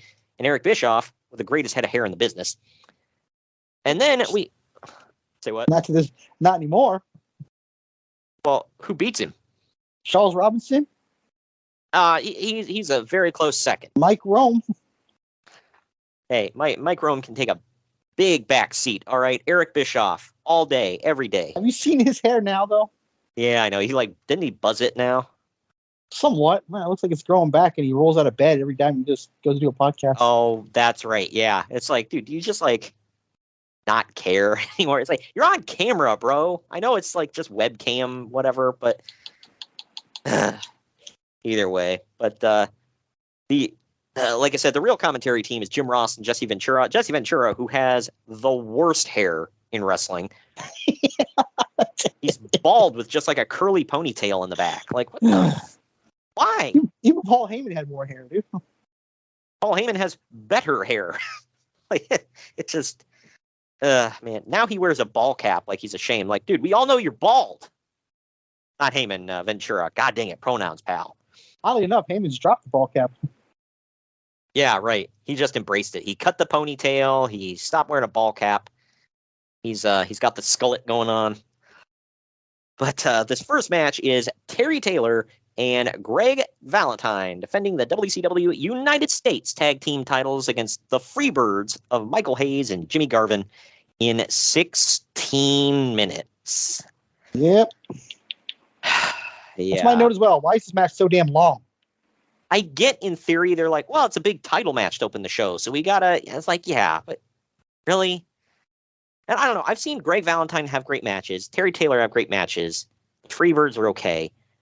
It's like something just was off here, man. It's like, this was rough. They also, by the way, did not announce him as Terry Taylor or Terrence Taylor. They just announced him as the Tailor-Made Man. That was it. Yeah, it dropped everything at that point. And he was doing it was clearly a Ted DiBiase ripoff. To the ring, he wore like a tuxedo. He had his hair slicked back, and he called himself a tailor-made man. Tuxedo, thus being from a tailor. I get it. Didn't you notice the spelling of it on the Chiron? Yeah, they spelled it wrong. The tailor, it spelled like a tailor. Well, yeah, it was lazy if you ask me, but I guess it's clever. Like I thought the tailor-made man was fine, but like it would have been better if they weren't just doing $1 Million Man ripoff. That's clearly what they were doing. It was just like Demolition wasn't an LOD ripoff. No, don't be saying that. Oh yeah, right. Well, the difference is Demolition was good. Yeah, right. But Valentine and Taylor felt like a team that just should not have been. Per usual with Freebird matches, I was bored. At one point, Hayes goes for a DDT on Valentine, but Taylor hits the running 5-arm. Hold for laughter. We were talking about hair. We didn't even mention Michael Hayes' hair. Oh man, you want to talk about making people jealous, man? Like, hot damn, he made Farrah Fawcett jealous. Pretty sure even Matt Riddle wishes he was him. Yeah, right. Look, I'm not like I don't swing that way or anything, but that is a luscious head of hair he had rocking. Okay, I'm man enough to admit it. Bad. Hell yeah. But either way, he hits the running 5-arm, and he gets a near fall. So this goes on. In the end, Garvin goes for a DDT on Taylor, because apparently everybody in this damn promotion does a freaking DDT. Valentine rushes in, but Garvin back body drops him. hits the DDT on Taylor, and wins the tag titles. Uncle Dave gave it a star and 3/4. Gave it an even 2. It was just below average. What say you? I gave it 2. Borderline 1, though. I got bored, but it took me a little bit to figure out, oh, yeah, the Freebirds are baby faces here. I'm one of those people from like the old school thought, like, it can't be too long if it's not going to be hot. Yeah. Something's got to be going on. I will say the crowd was hot for this one. I mean, they loved them Freebirds for whatever reason, especially them Midwestern, or, well, not Midwestern. This was in the South, I guess, but especially them middle-aged Southern women. Just love them some dad bod Freebirds, man. I don't know, but anyway, crowd goes nuts. I don't get it. We now go back to Tony and Eric for a while, and they talk about the next match. And then it's this. It is one half of the Young Pistols, Tracy, who is, I guess, a heel here? I thought the Young Pistols were always baby faces, but whatever. Yeah. But Tracy's taking on Johnny B. Bad. Speaking of bad. Yeah, and I know what you're thinking, by the way. Johnny Bad's not in the opening match. WTF? Yeah, right. No, what I'm thinking is. But either way, earlier Eric Bischoff said that Johnny was always a bridesmaid, never a bride. Jesse Ventura says that he believes that Johnny would enjoy being called a bridesmaid. Ha! My note here, I do have a note for that. I said, wow, there's a lot of overtones there, huh? Yeah. Ha! Maybe overtone is right word. What's the word I'm looking for? I don't know. It was a flat out gay joke. Yep. That was he was not subtle about this stuff here. There was another show. I can't remember if it was Johnny B. Bad again, or no, it was Jim Cornette. Wasn't it him, or was it Jim Ross who just flat out made a gay joke about Jim Cornette? It was like, well, I didn't know he liked women. I don't know. I feel like that's a Jim Cornette joke. I don't remember Jim Ross ever saying anything like that. No, it was about Jim Cornette, but it was like during some match where it was like the other manager was a woman, or he had to face a woman or something, and so he was like, "Oh, I didn't know he liked women." It was probably Missy Hyatt. So yeah, it was. That's a good guess there. But anyway, Johnny's entrance goes on for about 2 effing years. You think Roman's entrance is long, man? But he's got pyro shooters. Well, he's got to shoot the pyro thing off and the frisbees and all that crap. Yeah, well, he didn't have the frisbees here. No room for him, I guess. But he did have pyro shooters, confetti shooters. He slapped a kiss sticker on a woman's cheek.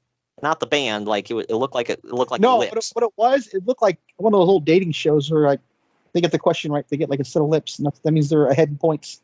That's what it looked like. Yeah, and this was apparently to put over his hook, his punch, which he called the kiss that doesn't miss. Yeah, or the kiss that don't miss, whatever the F. I don't know, but who gives a crap? Anyway, he slaps that kiss sticker on a woman's cheek, and he gets dollar bills stuffed down his knee pads from another woman. I'm glad you clarified, by the way, because people might have thought it was the actual band Kiss. Yeah, right. But what the actual hell is this entrance, man? Just like, god dang. But Johnny doesn't get the pin off of a diving sunset flip, but he does catch Tracy with a kiss that don't miss for the win. Uncle Dave gave this 3 3/4 stars. I gave it dose. What say you? Gave it 2. In what world is this 3? No, you gave it a star and 3/4. Oh. Yeah, so I might have said 3. I don't know. I don't freaking know. All I know is that's all I know. You know what's funny? We've actually reviewed some Johnny B. Bad matches I thought were really freaking great. So clearly, I mentioned this earlier. Clearly, everybody starts somewhere. Yeah, no, his early stuff was bad, and I'm not talking about like the way he means it. Like it was not good. Not good. Not good. Believe me, not good. So we go backstage. Number 1, worst match ever. Good God. Number 1, greatest curtain. They say he had the greatest opening matches of all time. I say, are you sure? They say, oh, absolutely. I would say, okay, I believe. Greatest opening matches of all time. Greatest curtain jerker. There's a shout out to Grundy. They say he loves to jerk the curtain. I say, I wouldn't. I that's not what I say. I didn't say that, but some people do say that. They tell me.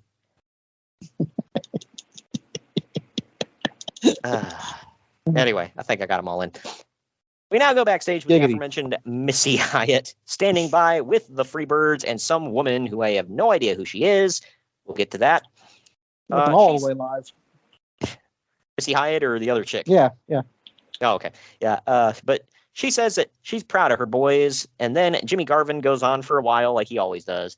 That's But Jimmy Jam, Garvin. Oh, yeah. Well, he looks like he eats a lot of jam. And then I was like, is Michael actually going to get to speak here? And by God, he does. And it wasn't impressive. But Only if we're lucky. He says he dedicated their match tonight to Ronnie Van Zant and Leonard Skinnard. Woo! Skinnard! Hell Good yeah. Lord. And then Hayes then makes it clear that they're coming for the World Tag Titles. Joy. Not those stupid U.S. tag titles. Yeah. I like how they just won a set of tag titles and they're like, F these things, we want them other belts. Like, And Jim Cornette good says there's God. too many belts in wrestling today. Yeah, right. It's not good when you have belts that you literally call stepping stones. Like, Although, why do I want them? to be fair, to play devil's advocate, I mean, I get it. Those are U.S. and you're looking for the world ones, so geographically they are bigger, I guess. Yeah, but it's like, I don't know. I just thought it was dumb. But after the entire segment, it takes Kind of Tony crap on Schiavone. those titles too, by the way. I mean, think about it. Yeah, like who gives a damn about these? These are placeholder belts. But after the entire segment, it finally takes Tony Schiavone to tell us that was freaking Precious with the Freebirds. I had no clue. Nobody told us. Nobody said her damn name. Finally, we come back to commentary. Tony Schiavone's like, that's Precious. And it's like, was it? Like, okay. It's Jimmy Jam's girl, right? Yeah. Didn't look anything like I remember Precious looking like, but, you know, whatever. Now she looks like a mom, which, you know, not dissing it. It's just like, that's not what she looked like last time we saw her. But up next, it is Marcus Alexander effing Bagwell taking on Johnny effing Flamingo, man. Hells yeah. It's the Dick Dancer match. And it goes on for 7 minutes, 11 seconds. For people that don't know, it's Buff Bagwell versus Raven. Girls. Or Buff Bagwell versus Johnny Polo. Good God, yeah. Wasn't he? He's Johnny Flamingo here. I thought was he Scotty Polo or Scotty Flamingo? I thought he was Scotty Flamingo. I thought Right? so too. So he was both? Yeah, 'cause he was Johnny Polo. I do remember that. What the? Why do I care? Who gives a damn? Moving Oh, on. you're the one still on it, not me. I don't know. I'm like trying to think about it here, and I'm like, wait a minute. I just remembered. I don't care. But the girls go absolutely nuts for Bagwell. I mean, why wouldn't you? Look at those calf implants. I mean, either way. This is the stuff, dude. Ventura spends most of this match explaining how stupid these guys are, which just effing buried, man. Coming from a flamboyant guy like him. Yeah.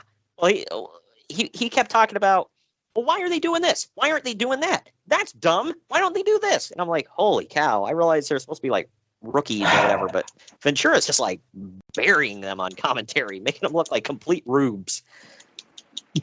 But Flamingo finally wins off of an O'Connor roll where he grabbed the tights. Uncle Dave gave it a 1.5 stars. I gave it dose. What say you? I gave it 1. It was there on the This might have been, I don't know, this might have been the worst match of the night. That's why I said maybe. I know what you're thinking. It's a contender. It's definitely a contender. I'll say that. I'd be a contender. And as we know, Johnny Flamingo would be gone forever, bro, and never to be seen from again. Never do anything with his career. He's done. Screw that guy. Yeah. Anyway, we now get a commercial for Beach Blast 1992. Not to be confused with Beach Brawl.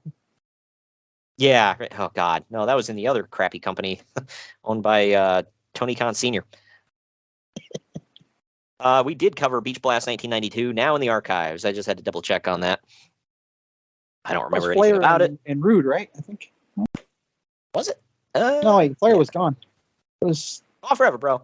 No, the main event was the Steiner brothers versus Terry Gordy and Steve Williams. who did Rick Rude wrestle? I think he wrestled somebody, didn't he?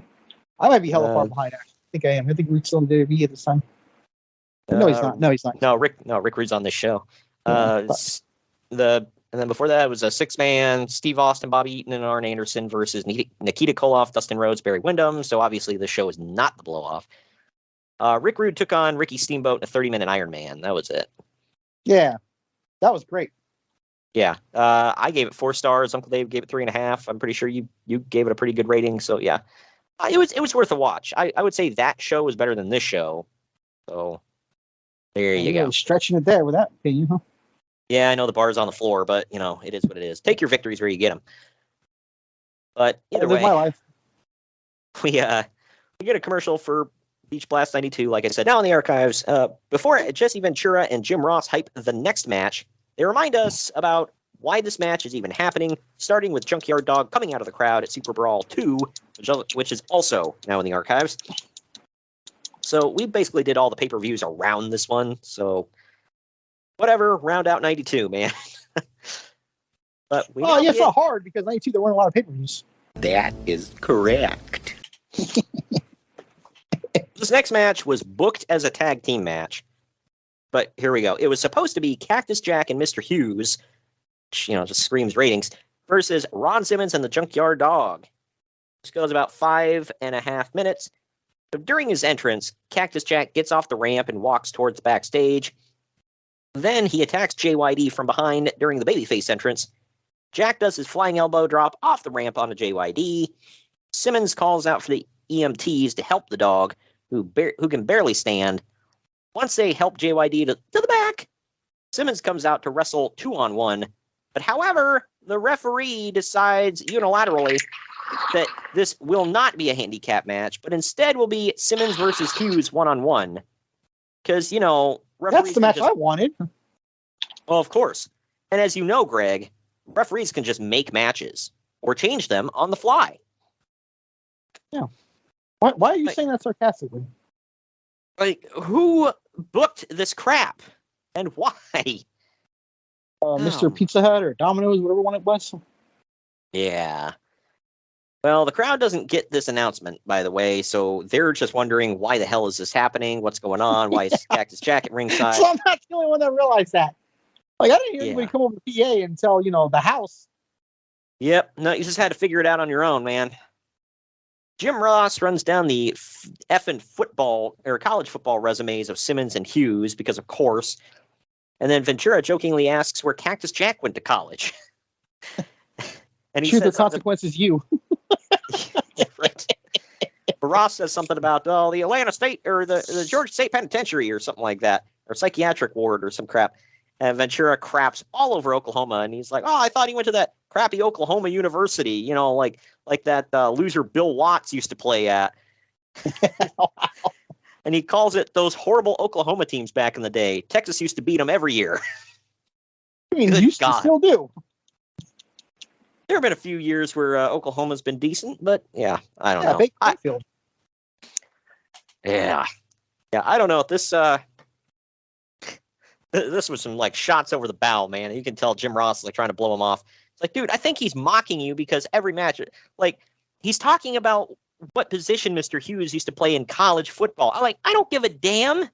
Talk about the match, man. Jim Ross also did that with when the guys didn't go to college. I remember when first saw Umaga, he goes, "Man, this is the ideal size for a nose tackle." What the hell? He just wanted to be a football scout so damn bad, didn't he?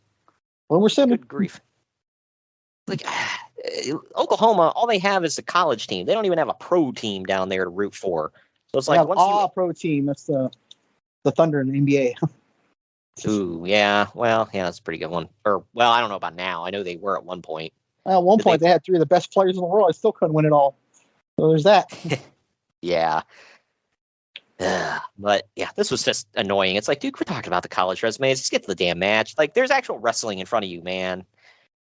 But in the end, Cactus Jack gets knocked off the apron. Ron Simmons hits the football tackle on Mr. Hughes' knee, and then he pins him to win. Uncle Dave gives it a 1.5 stars. I give it dose. What say you? I gave it 2. I was being generous, too. Yeah. Mr. Hughes is not good. I don't understand how he kept getting hired.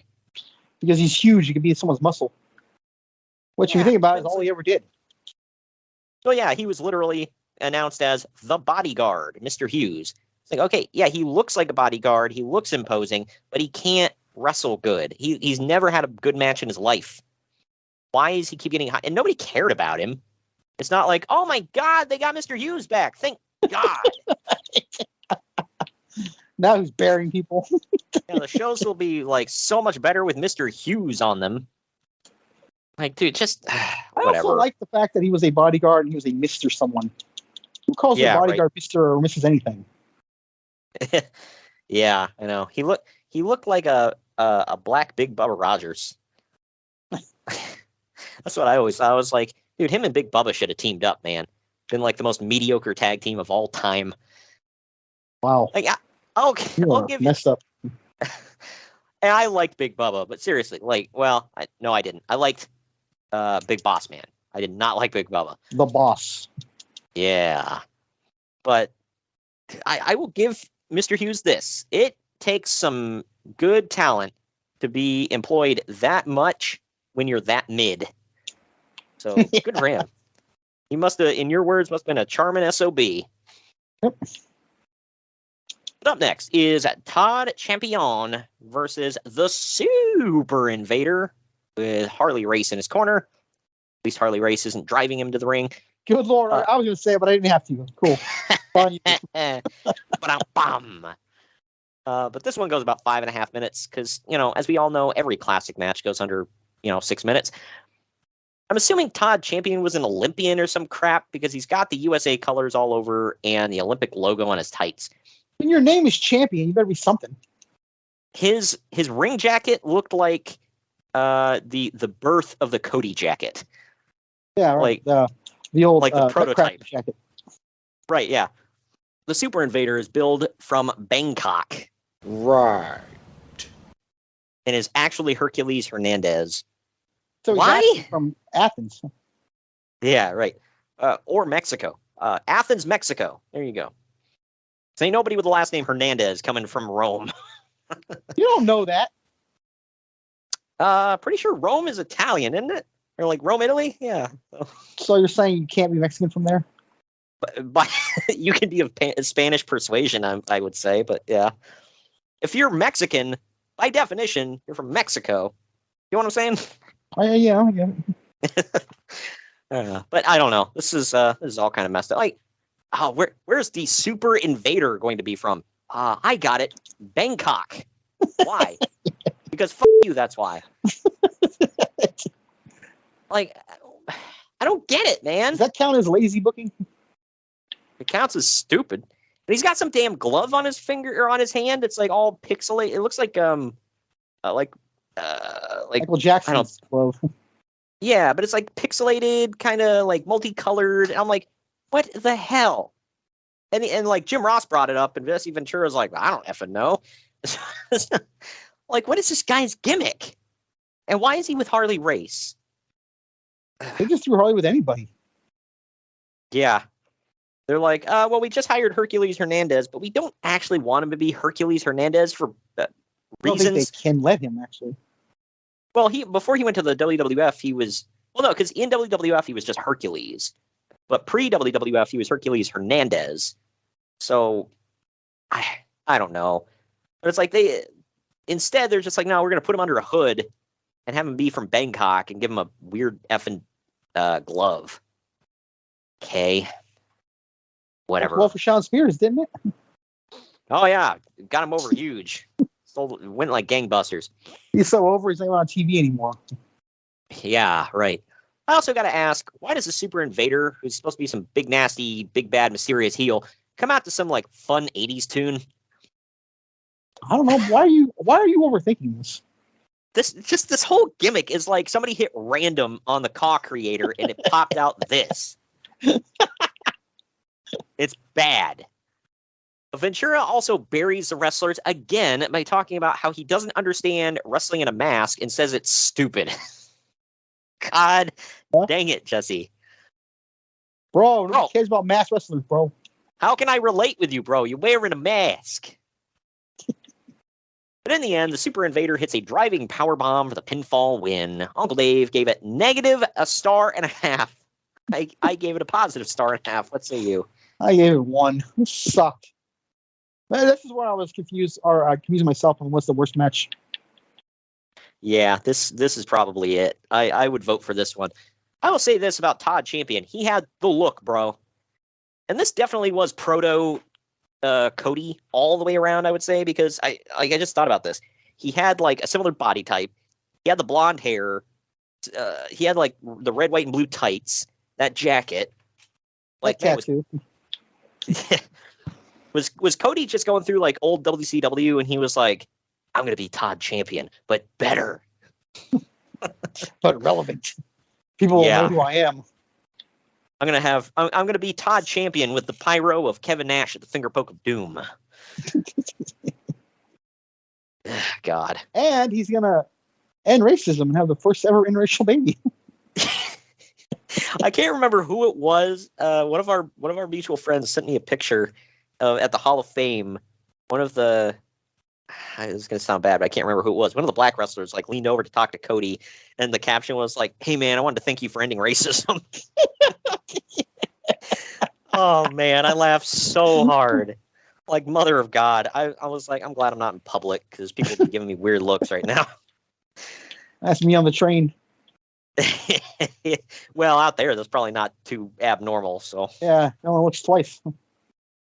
Yeah, you've sent me some pictures. You laughing is the least weird thing you're going to see on those trains.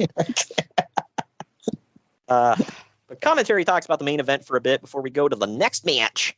It is Richard Morton versus Big Josh. It is 7.5 minutes. And do you want to tell people who Big Josh is? Big Josh is the future Doink the Clown, but here he's a lumberjack. You look at him right here. He's going to be a clown one day. Dude, every time I watch a Big Josh match, that's all I can think of. I'm like, you're going to be a clown here in 2 years. Which is probably going to be more over than anything he's ever done, though, to be fair. Well, absolutely. Yeah, no denying that. I low-key liked Doink the Clown. He was entertaining. He was colorful. Dude, the evil Doink was great. But like I said a million times, you can go back and watch the old stuff. They were clearly going big with him, and somewhere along the line just fell off. I'm going to blame that. Obviously I don't know for sure, but I'm going to blame that 100% on the man behind the paint because he couldn't exactly keep himself clean and mind his P's and Q's. So there is that. And you guys can at me all you want, but he died of a drug overdose, so I stand by what I said. And I'm not saying that like, I win or whatever. It's like, it's an awful thing, obviously, but it's like, you can't deny he had substance abuse issues when you die of a drug overdose. So, oh man, but his name wasn't even Josh, was it? No, it was something else. Matt Osborne. Yeah. That was another thing. He wrestled under Matt Bourne before he went to WCW. And it's like, so he literally, because his actual name was Matt Osborne. So it's like, he just dropped the Oz. And you're like, perfect. I mean, whatever. But and then he wrestled in ECW as Matt Bourne, too. He did kind of a cool gimmick there. It was almost like the disheveled Doink the Clown. He didn't have the hair on. He just painted his face, kind of messed up the paint a little bit. He wore the outfit. Yeah, kind of like every clown doll grandma's ever had in her house. It's all sad and stuff. Yeah. It was like it was almost like the Joker kind of thing where it was like, I look like a clown, but really I'm nuts, So it's like, I just do this to throw you off. But either way, so getting to the other guy in the match here, his name is Richard Morton. He's had a change of heart, apparently, so he's no longer Ricky Morton. Literally nothing about Morton's look or his theme changed.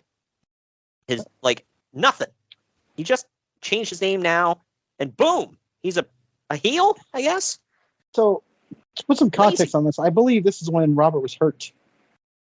Right. And I guess for some reason they thought, Ricky Morton can't be over on his own as a face. Yes, I don't know. Yeah, because he wasn't one half of one of the most over acts of all time. Yeah, no, God, and turning him heel wasn't even. I still think it was stupid, but it wasn't the dumbest thing. But they just went lazy with it.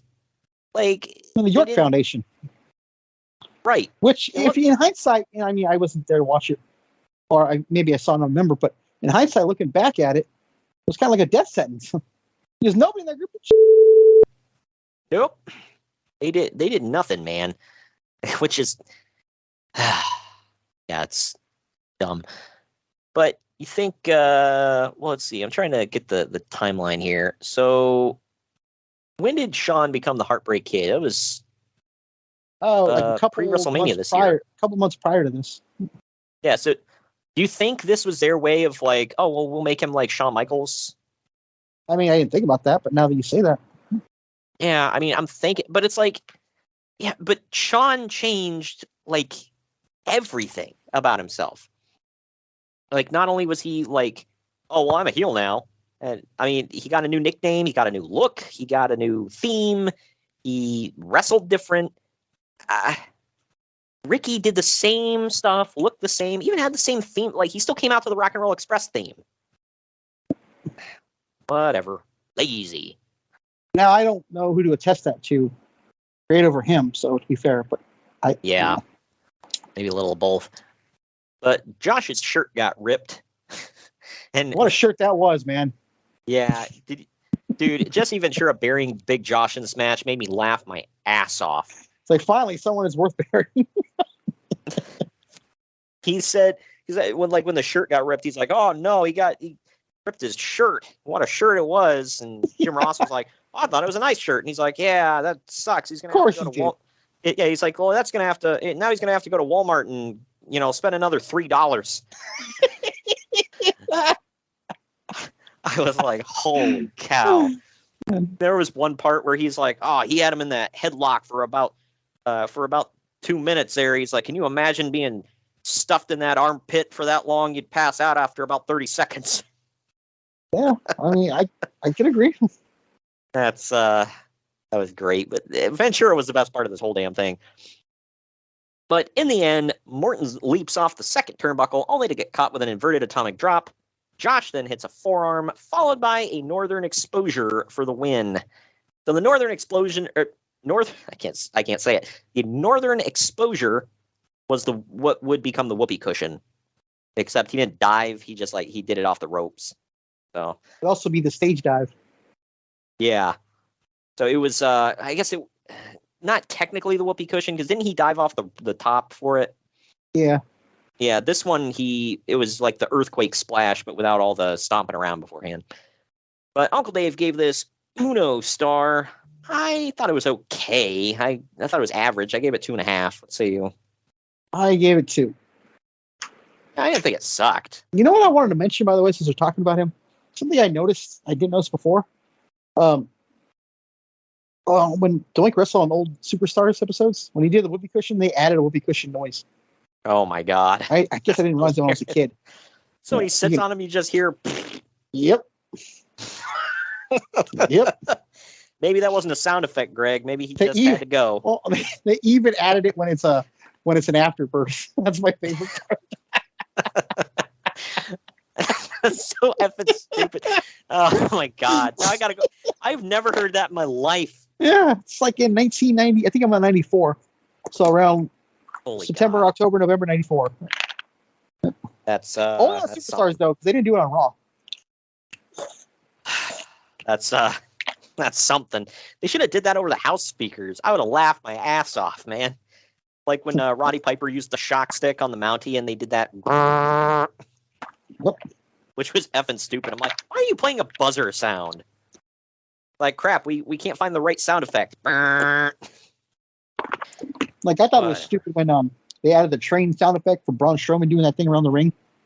Then I'm like, wow, they've been doing it for years. I didn't really realize it. They played that when he was doing that move? Not anymore, but they did that first. Yeah. Oh, I don't remember that. Oh, God. Yep. That's so lame. I could deal, whatever, if they play that at the beginning of the theme, which thank God they don't anymore, but that's fine, whatever, it's his theme song. They play it during the match. Good God, come on, man. Because, that'll get him over. But before the next match, we get footage from a recent WCW show where Tom Zenk started ranting against Scotty the Flamingo, is what he called him. Because he's an actual flamingo there, Greg. And, I write down here I didn't realize it until now, but Buff was always sweating his ass off and looked like he was on one. Always. Who was it? Buff. Wow. I never noticed that. By the way, looking at my notes here, I may have been incorrect earlier with, I think I said, we had that whole discussion about him being Johnny Flamingo or whatever. I think I put it wrong as Scotty Flamingo, but whatever. Go back and correct the record. I just thought it was something later, like a hybrid of that and Johnny Polo. That's what I thought you meant. Maybe I missed something. Yeah, I think that was on me, but oh well. My bad, dog. This was on me. Yeah, I think we're gonna get like the one guy. It's like, well, actually, but either way, he's reigning against Scotty Flamingo. Johnny Flamingo sounds like a TNA thing. Like they just took his two last things. They can't go. Can't go copyright. We combine them. Yeah, right. But he's reigning against Scotty Flamingo and some other guy who I don't remember who that apparently jumped him from behind, and he brings up Brian Pillman's title. Pillman doesn't take kindly to this, and they argue for a bit. The Zank saying that he won't be held back as a singles wrestler anymore. And now about that, sir, I would have to say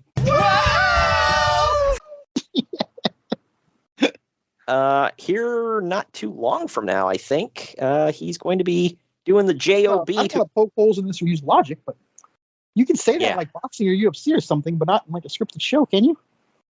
It just makes no sense to me. Yeah, I don't know, but he's going to be doing the old JOB to a debuting Big Van Vader here, pretty soon. Getting legitimately hurt too. Did he actually get hurt against Vader? I heard somebody hurt his back or something, slamming him too hard. Vader? No way. Next thing you're going to tell me is Vader kind of smelled too. Allegedly. That's according to like everybody who ever worked with him. Like they said, the one I believe the most is Jim Cornette because he was literally his manager. So. Oh yeah, and he said he didn't wash his gloves, so when he grabbed him by the collar one time, he just had to throw the jacket away because he couldn't get the black from his gloves out of his jacket. Like, oh no, you had to throw away one of those clown suits. Oh no. But Jim Ross backed it up. Jim Cornette, Bruce Pritchard. Everybody said that Vader just. Like, dude, why don't you bathe properly, man? I like how with Scott Hall it's the opposite. Yeah, he stunk too, but not in like a nasty way. Yeah, well, Kevin Nash said the reason that he smelled sometimes because they'd be on like a big road loop and wouldn't have much chance to wash their gear. Because he said he's like, Musk or what was it? Yeah. What did he say he was using? Brute. Old Spice. Oh yeah. Yeah, he said so. It smelled like kitty litter and Brute. Like that sounds vomit-inducing. But anyway, this is Flyin' Brian Pillman defending the WCW Light Heavyweight title, which was a thing against the Z-Man. 15 and a half minutes. By this point in the show... It's always sad when partners collide. You got to break them up. Oh, I know, man. This was such a historic tag team. They were going on to bigger and better things. Just damn it. Anyway, by this point in the show... Wow. That was said with a straight face. Yeah, right. Oh, well, Camp Morton forever. But by this point in the show, I was nearly comatose, so I had a really hard time getting into this one. And if I remember correctly, at this point, I had already put the Switch down and I'm watching it. And like, why did I decide to put it down now? Well, but to be fair, though, Brian Pillman, it's usually at least a watchable match. Yeah, and Zank wasn't bad. I mean, you and I talked about that before, where he wasn't bad. He just wasn't like phenomenal or anything. He never put on a banger, but he had a good look. It also applies to Terry Taylor too. Right. Well, I actually think Terry Taylor was damn good, but he was never in like a main event spot where he actually shined against the top guys. He's the original nephew. That is true. Allegedly. But in all seriousness, That is correct. But yeah, now you're just spamming him to get them all in. Yeah, right. But I had to force myself to pay attention to this one. Was it just me, or did Zank lose some weight here? Yep. Like, yeah, it looked like maybe he put down the needle, if you know what I mean. Allegedly. This is the start of the whole steroid thing. So there's that. Right. But in the end, Zink gets cocky, goes up to the top, and goes for a missile front drop kick and misses. And then Pillman capitalizes with a Thank jackknife God, by the cover. way, because the way he was coming down, dude, if you would have hit him, I'd have hurt him. It was like a karate kick. But Pillman hits a jackknife cover to win. Uncle Dave actually gave this 3 3/4 stars. I gave it 2.5. I thought it was long and average. What say you? Dose. I thought it was one of the most mediocre Brian Pillman matches I'd ever seen. Yeah, we saw some awesome hair in this match, though. Oh, hell yeah, man. Look at those effing mullets. Which, by the way, was a big hit as a YouTube short of ours. I was talking about effing mullets, which I'm like, what? I know women that would be jealous of Brian Pillman's perm here. Oh, hell yeah, man. That was like, and I don't know if that was a perm or if that was natural, man, because he had that curly hair all the time. It's like, man, he just had that was locks. natural, man. You want to talk about being blessed? Yeah, right. He had them locks. And then you got people like what's funny is like Dolph Ziggler and Kurt Hennig. They would come out with like straight blonde hair. By the end of the match, they had a curly fro. Yeah. Like, what the hell is with your hair, man? But it's time for another Beach Blast 1992 commercial. And then we get into this. It's Tatsumi Fujinami and Takayuki Izuka, versus the Steiner brothers of Rick and Scott Steiner. It's a tag team. No, it's OHIO. It's a call and callback there. Show some respect to your daddy. I ain't showing respect to anything out of that godforsaken state, especially that horrible team. From you know where they play, Greg, is in Satan's butthole. All right, we don't. They play the talk DMV. Yeah, it's right next to it. But this is a tag team match to determine the #1 contenders for the IWGP Tag Team Titles. So of course it's going to take place in WCW. This is the third set of tag titles either shown or mentioned on the show. Yeah. Did you realize that? I do now. I'm like, why are we having a #1 contender match for New Japan titles in WCW? I think they're currently doing similar stuff in AEW for a Finger Bangs title, whatever one he holds. That one makes a little bit more sense, I'd say, because there's like more of a partnership, I'd say, where they constantly do talent exchanges.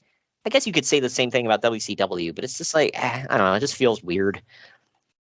But there are a ton Considering there's enough titles, this can be said for both companies, enough titles to go around anyways as it is, why do you need to add another company's title? That's true. AEW, it's like, dude, you need to shave some off, not get more.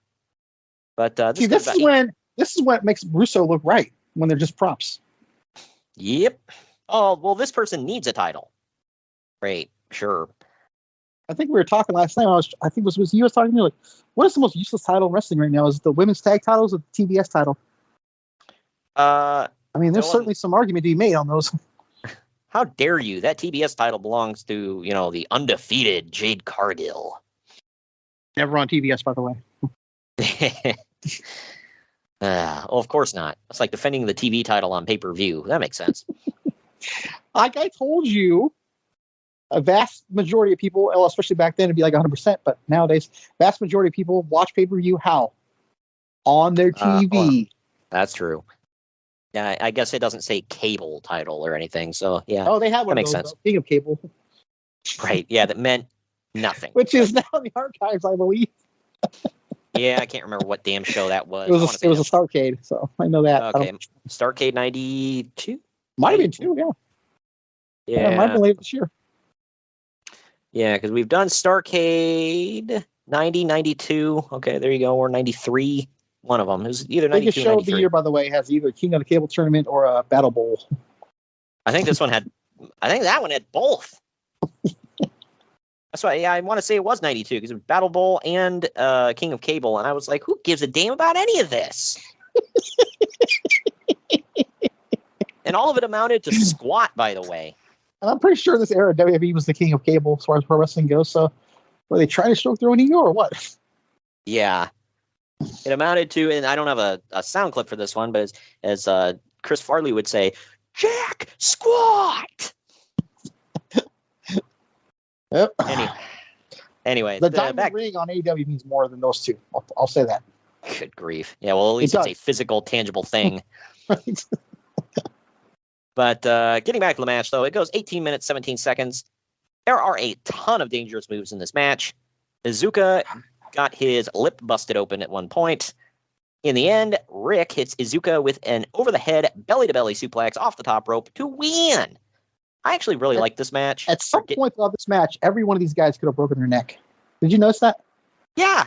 And Scott, I mean, this move looked cool, but I'm like, hot damn, dude. Like, that's unnecessarily dangerous. When Scott would do that backflip slam, you know what I'm talking about? Yep. Mm-hmm. To anybody who doesn't know what I'm talking about, he gets him up like he's going to do a backbreaker, but then he, like, backflips and slams him. Just like, oh, dangerous looking, man. It's like something you'd see Ricochet and Rey Mysterio do, which they can get away with because they're smaller. Right. Dude, Scott used to do some awesome stuff, and then he just, like, became a roided out freak. Allegedly! And became immobile. It sucked. But either way, Uncle Dave gave this one 3 3/4 stars. I give it 3.5. I thought it was great. What say you? I gave it, let's see, 3. Yeah. Really damn good. I like. I don't know who the hell that Iizuka guy is, but I didn't watch wrestling or Japanese wrestling back then, so I don't know. Tatsumi Fujinami was good. I'm looking at this. Like, there's been quite a few shows we've done where there's a New Japan crossover, not throughout the whole night, except for from the Starcades. But like, if there's ever a New Japan crossover, 9 times out of 10, it involves the Steiner brothers. You know? I know. Yep. Steiner brothers, sometimes LOD, but yeah. It's like, I realized they had a big presence over in Japan, but it's like, it must have been like, well, the best wrestling tag team that we have are the Steiners. We know they can keep up with the Japanese guys, so let's throw them in there. They're not going to throw in like the Skyscrapers or something that can barely effing move. I realized Skyscrapers. All 3 of those guys were pretty damn good too, but for some reason Skyscrapers just sucked. Yeah, right. Yeah, Spivey was pretty decent. Never did anything that was like, oh my god, you remember that time that Dan Spivey X, Y, and Z? But yeah, Waylon Mercy. Yeah. Hey, remember that time when Dan Spivey was ripping off that Katie guy from Cape Fear, and he could barely effing walk. He had that stupid fake tattoo on his forehead. Yeah. It's crazy looking at him like WCW and then looking at Waylon Mercy. I'm like, what the hell happened to your hair, dude? Look like that awesome spiked bleach blonde hair to the creepy old man at the liquor store. Good grief. I like, by the way, how they managed to rip off, I think it was Lance Katie or whatever, either that Robert De Niro's character from Cape Fear. They ripped him off twice in WWE. It works, right? Yeah. But getting back to this now. So we hear from both commentary teams before they send it to Gary Michael Capetta to introduce the WarGames. A bunch of pyro lights off, and they lower the cage over the 2 rings, and that takes us to our second to last break. When we come back from here, it is going to be WarGames. Right after this. Follow the Main Event Marks at Facebook.com/Main Event Marks Pod, on Twitter at Main Event _Marks, and on Instagram at Main Event _Marks and at Main Event Collector.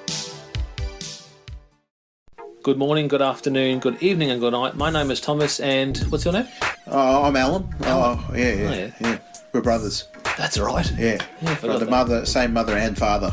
Your room was... we shared a room. Shared a room? We shared a room. Thought I knew your face. Yeah, we go way back, mate. Yeah. We should do a podcast then. We have. We do a podcast? We do a podcast. What's it called? The Brocast. Yeah, that was planned. Yeah, well. What do we do? Well, we cover all different things in the world of pop culture. We're talking about comic books, we're talking about professional wrestling, and we're talking about movies. Go back and watch classic retro wrestling events, the likes of WWE, WCW, and if you do like that, you can check us out on Apple iTunes, also on Podbean, Anchor, and on Podknife. Also check us out on Twitter at The Brocast. That's BROKAST. I nearly stuffed up the ending. No, it's all right. Good on you. Yeah. Instagram also at The Brocast Podcast. Remember, we don't spell it with a C. We spell it with a K. Sorry, mate. Take it easy.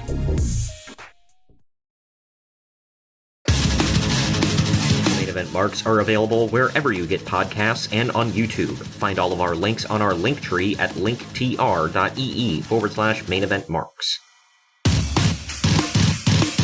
And we're back. It's our main event, and it's WarGames. 23.5 minutes, y'all. It's Sting Squadron of Sting, Barry Windham, Dustin Rhodes, Ricky Steamboat, and Nikita Koloff. Yay. Pretty awesome squad, though. Yeah. Taking on the Dangerous Alliance of Steve Austin, Rick Rude, Arn Anderson, Bobby Eaton, and Larry Zbyszko. And they have a weak link there, folks. Yeah. And they have Medusa and Polly Dangerously in their corner. Dude, I don't think that, and I think it's because they didn't do a whole lot and they weren't around a whole lot, or for very long, I should say. But nobody talks about the Dangerous Alliance enough. Like, they were a talented effing crew, man. Like, those, like you just said, it's almost unfair. Yeah, they could have been huge, but WCW just mismanaged the hell out of everything. So, and it's not a WWE situation with Hogan. Like, everything went straight to Hogan. They didn't really have one guy to go to here. I guess you could say Sting, but and there was no Horseman during this time, so they didn't have like competition. No, clearly, because Arn jumped on this team. Yeah, Arn was there. There was no Stan Lane, so Bobby Eaton jumped in there. I mean, I don't know. This is a damn good crew. And then you got Barry Windham on the other side. Either way, he's probably the best wrestler in this entire match, by the way. Yeah, that's he's got a good claim to hold on that. But Barry Windham and Stunning Steve Austin start this one off for their teams. As they should.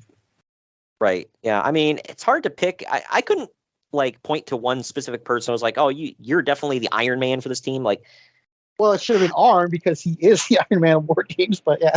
Yeah, right. I probably, if I would have had to like look at this list and pick, I might have picked like Steamboat and I don't know, maybe Eaton. But Steve Austin was a good choice, and obviously, like you said, Barry Windham was damn good. So, and they're building him up to go and help kill the company in a couple of years. Yeah, right. But they do a coin toss live, and shockingly, the heels win. I never would have called that. I know on here is double-sided coin for sure. Yeah, I like how he flipped that coin and hit it real damn quick. But Rick Rude is next in for the Dangerous Alliance. Austin has been busted open by the cage, and man, does he bleed. This was a lot of blood. Ricky Steamboat is next in. Not like WrestleMania 13, but it's close. Yeah. Ricky Steamboat is next in for Sting Squadron and breaks up a 2-on-1, coming in hard on Rude and Austin. Effing hard. Arn Anderson is the next in and instantly DDTs Windham and hits a spinebuster on Steamboat. That was awesome. The natural Dustin Rhodes is in after that. Larry Zbyszko enters next and instantly gets beaten up by Dustin Rhodes. That was funny. Medusa climbs the cage, rips a hole in the side, and throws Polly's brick of a cell phone into Arn Anderson. Sting climbs up and chases Medusa off. Finally, Sting gets in for his team. Medusa's taping up Bobby Eaton's right fist outside as a weapon. Why is Sting last, by the way? Yeah, it's like he's second to last in this one, so it's like it's an odd entry for him. It's like you're either first or last, man. Like whatever. But either way, Bobby Eaton is the last entrant for his team. Dustin Rhodes, Barry Windham, and Arn Anderson are all bleeding all over the place. Dustin is pouring blood like he's got a faucet in his forehead. This was gross. Last in is Nikita Koloff for Sting's Squadron. There's some unease between Sting and Nikita since they used to be enemies. But Nikita, which begs the question, why is he on your team if you're like, I don't know if I can trust you, bro? Because he's a friend of Dustin Rhodes. Yeah. That's another thing. Isn't this like the third time this is a storyline in a Sting-involved WarGames? Yep. Like, I don't know if I can trust my partner. Like, good God. It should be a staple throughout WarGames, like, forever. Hell, it even goes back to the most recent one when they wasn't sure they could trust Sami Zayn or not. So. Yep. But they kind of stare each other down for a minute, but Nikita shoves Sting away at one point. and so kind of to stop him from taking a hit, and that proves his loyalty, so it eases the tensions there. The heels unhook a corner of the ring. Beautiful Bobby holds Sting, and Zbyszko swings a steel hook piece of the corner. Sting ducks, shockingly, and Larry cracks Bobby in the shoulder. Never saw that coming. Sting then locks Bobby in a shoulder lock and made him submit and end the match. Uncle Dave, Sting has his own submission move, Yeah, well, but he didn't hit him in the legs, Greg. Odd. I'm like, the guy who has the submission move, he doesn't use it. Yeah, right. They did that a lot in these, where it was like they would just do a random move and the other guy would submit. But Uncle Dave gave this 5 stars. I actually gave it 4. I thought it was one of the best WarGames matches I'd ever seen. What say you? I said for a WarGames match, this has got to be 5. Yeah. Yeah, this is amazing, man. I mean, you look at the talent and Nikita Koloff. This event was like me falling asleep and then like hearing that loud roar outside in the middle of the sleep at the way end. Yeah. Yeah, it was freaking just awesome. I mean, you look at the amount of talent in this one, and it's like it should be great. There's a sign that got on TV. I don't know how the hell it got on. It said, Nikita Koloff is not Russian. What the hell? Yeah, dude, you can see it. It was like towards the end of this match. No, I know why you didn't see it, because the cage was obstructing it. I just happened to catch it.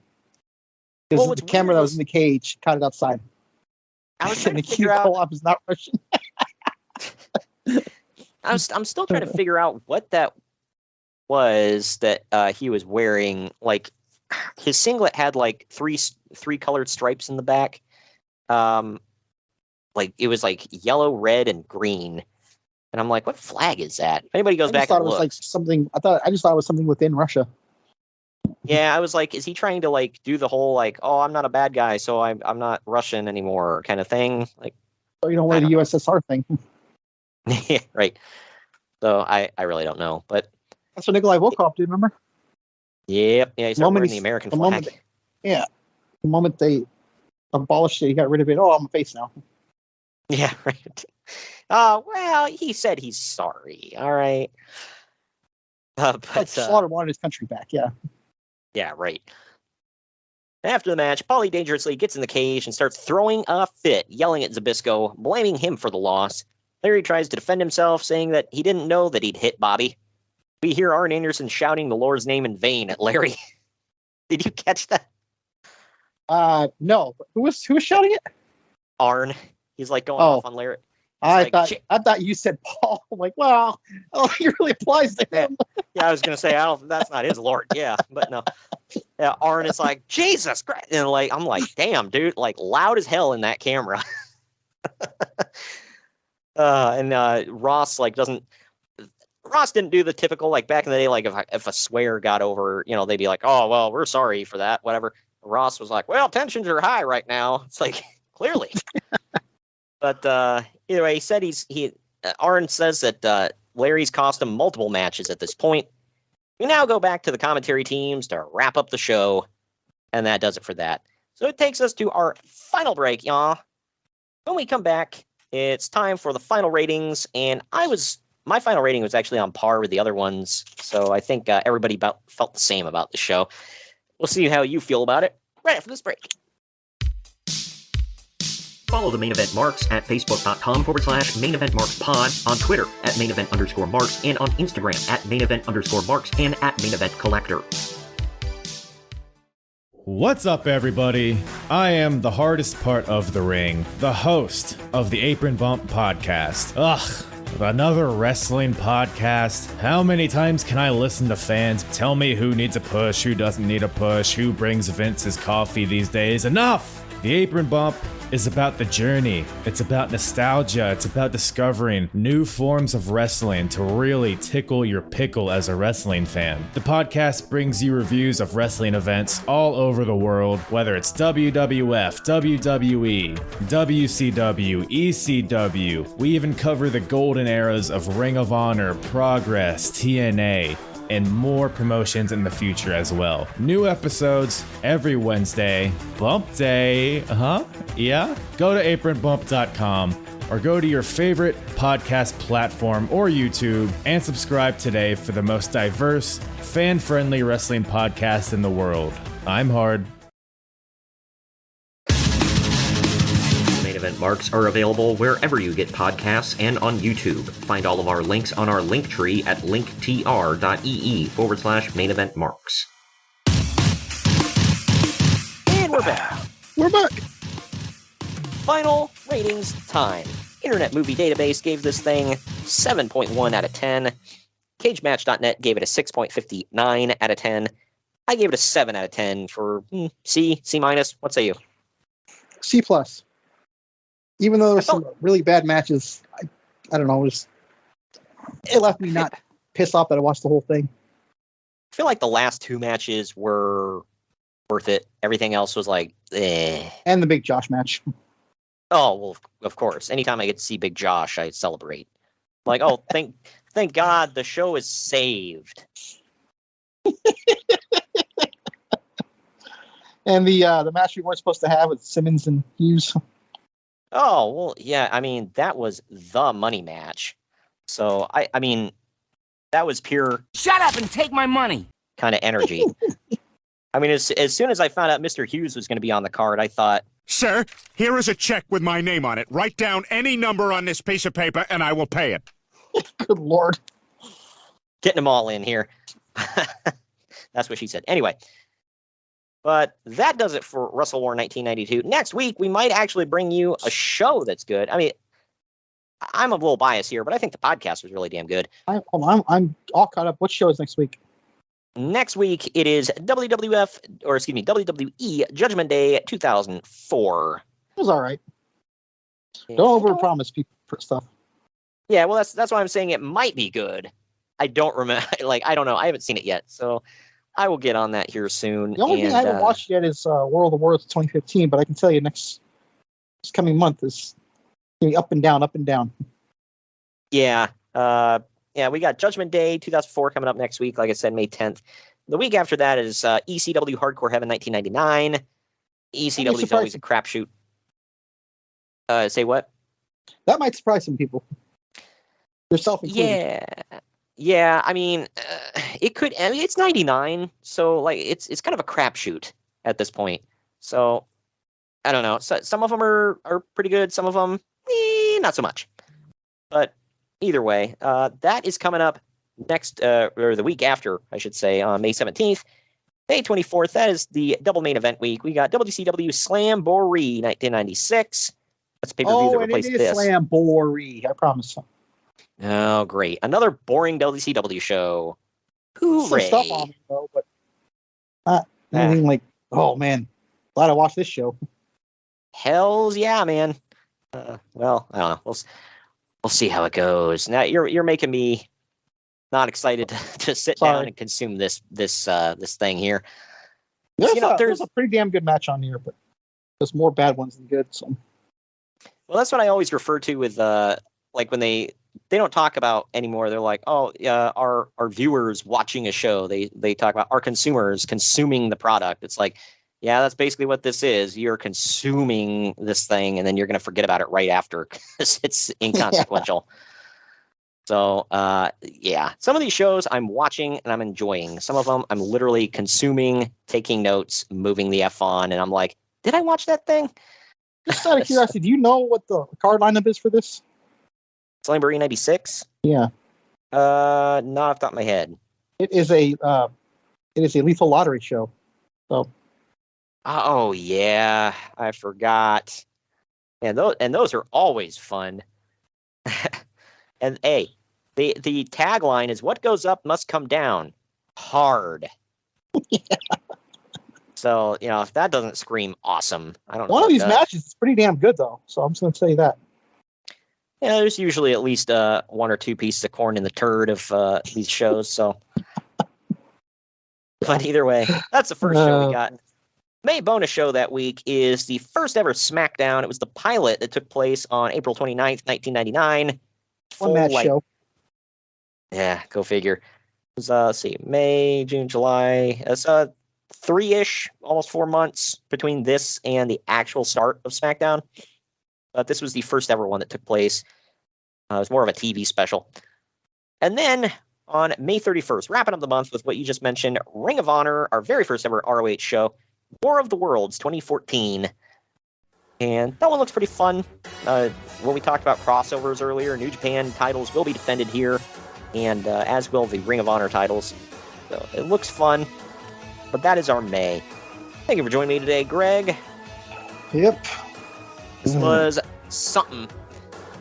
We will see you all next week when we bring you WWE Judgment Day 2004.